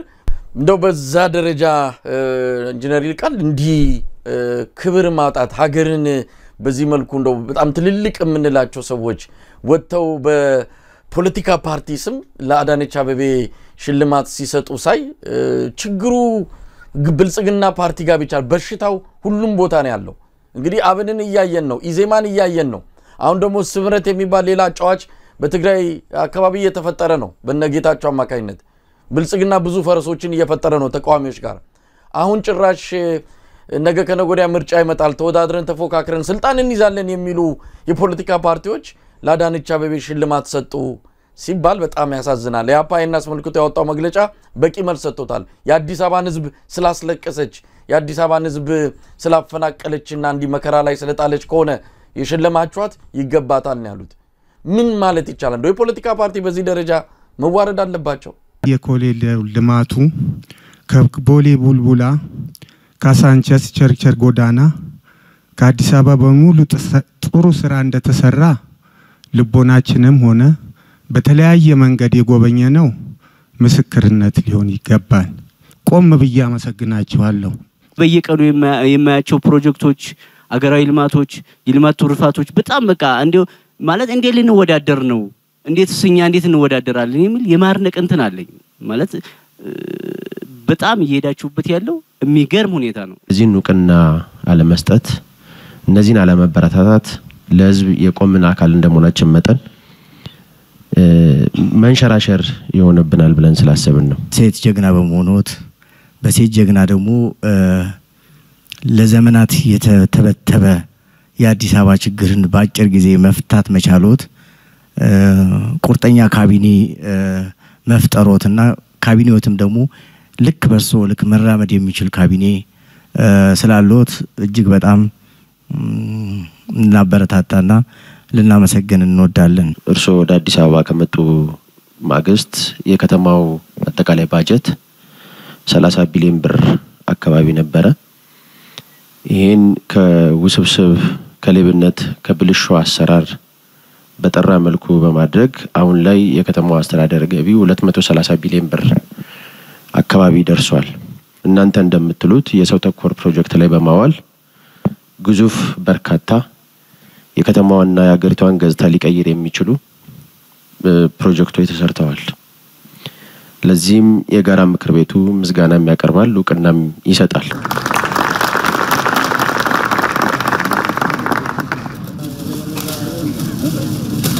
ፍቅርን አብሮነትን የሚያሳይ ልዩ መታወሻ ነው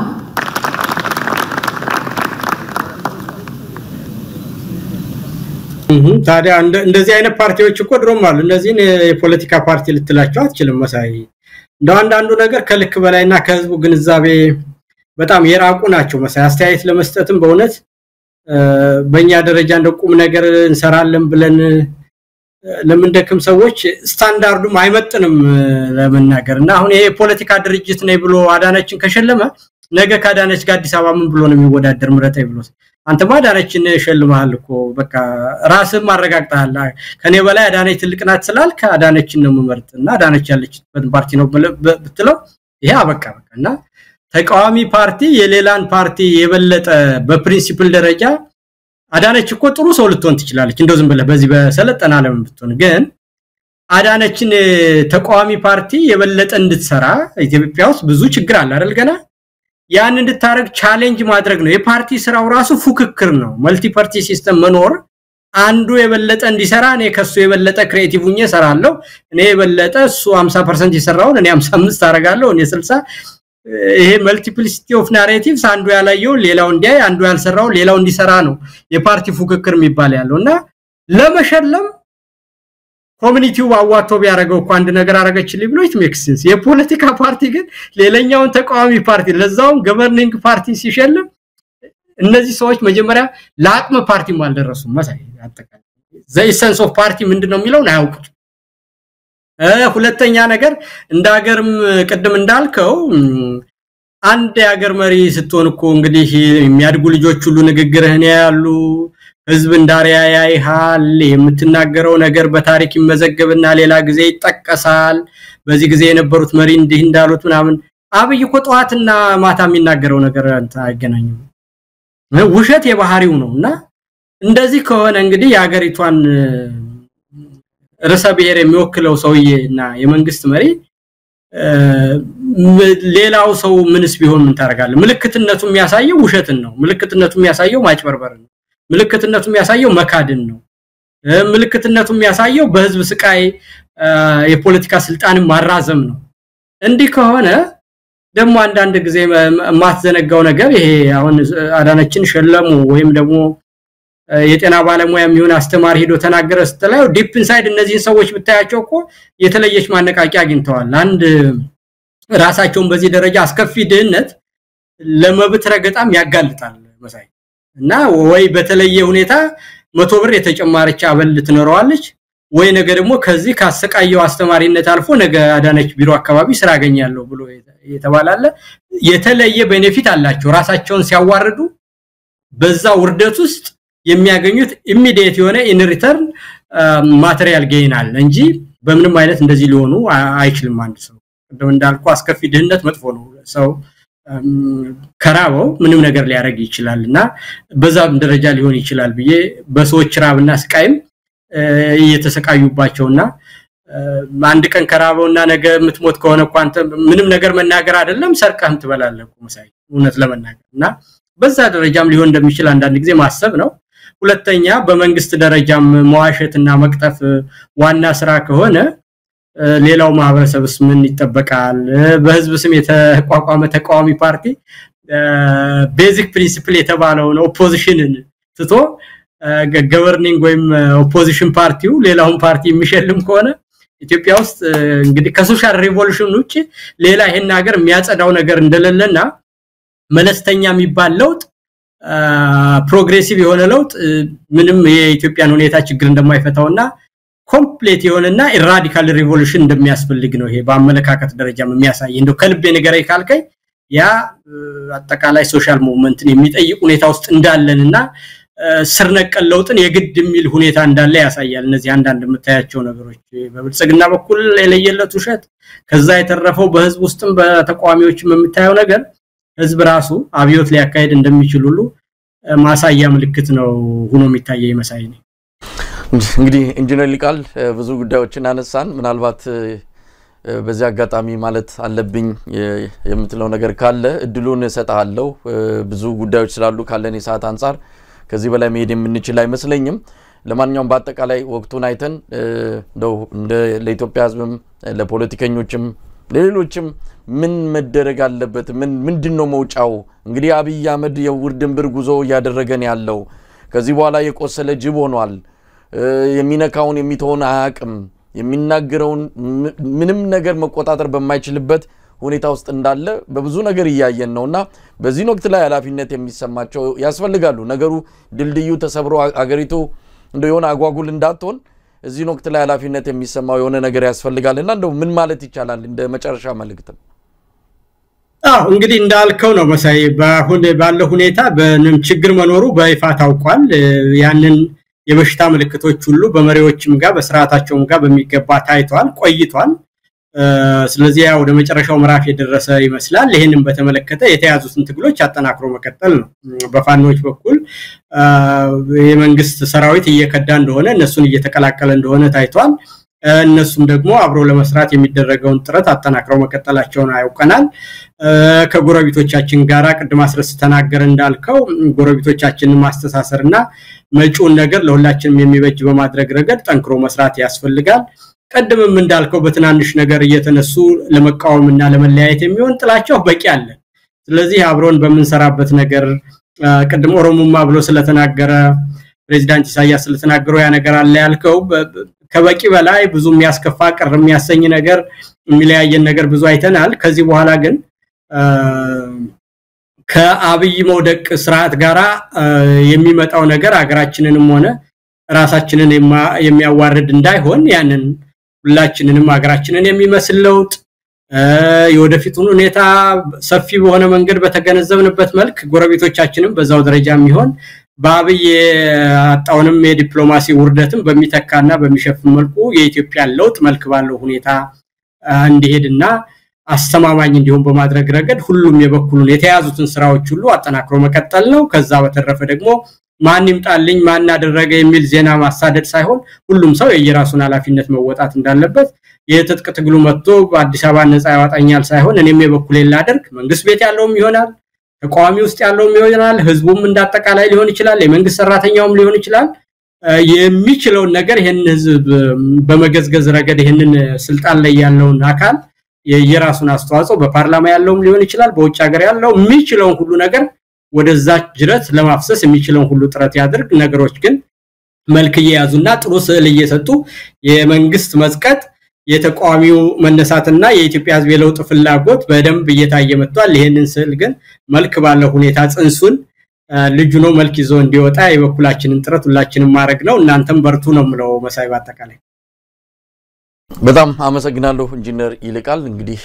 ጥሪ በማክበር ለተመልካቾቻችን በወቅታዊ ጉዳዮች ላይ ማብራሪያ በመስጠት ፍቃደኛ ሆነ በመገኘት በድጋሚ በተመልካቾች ስም ከልብ አመሰግናለሁ እግዚአብሔር ይስጥልኝ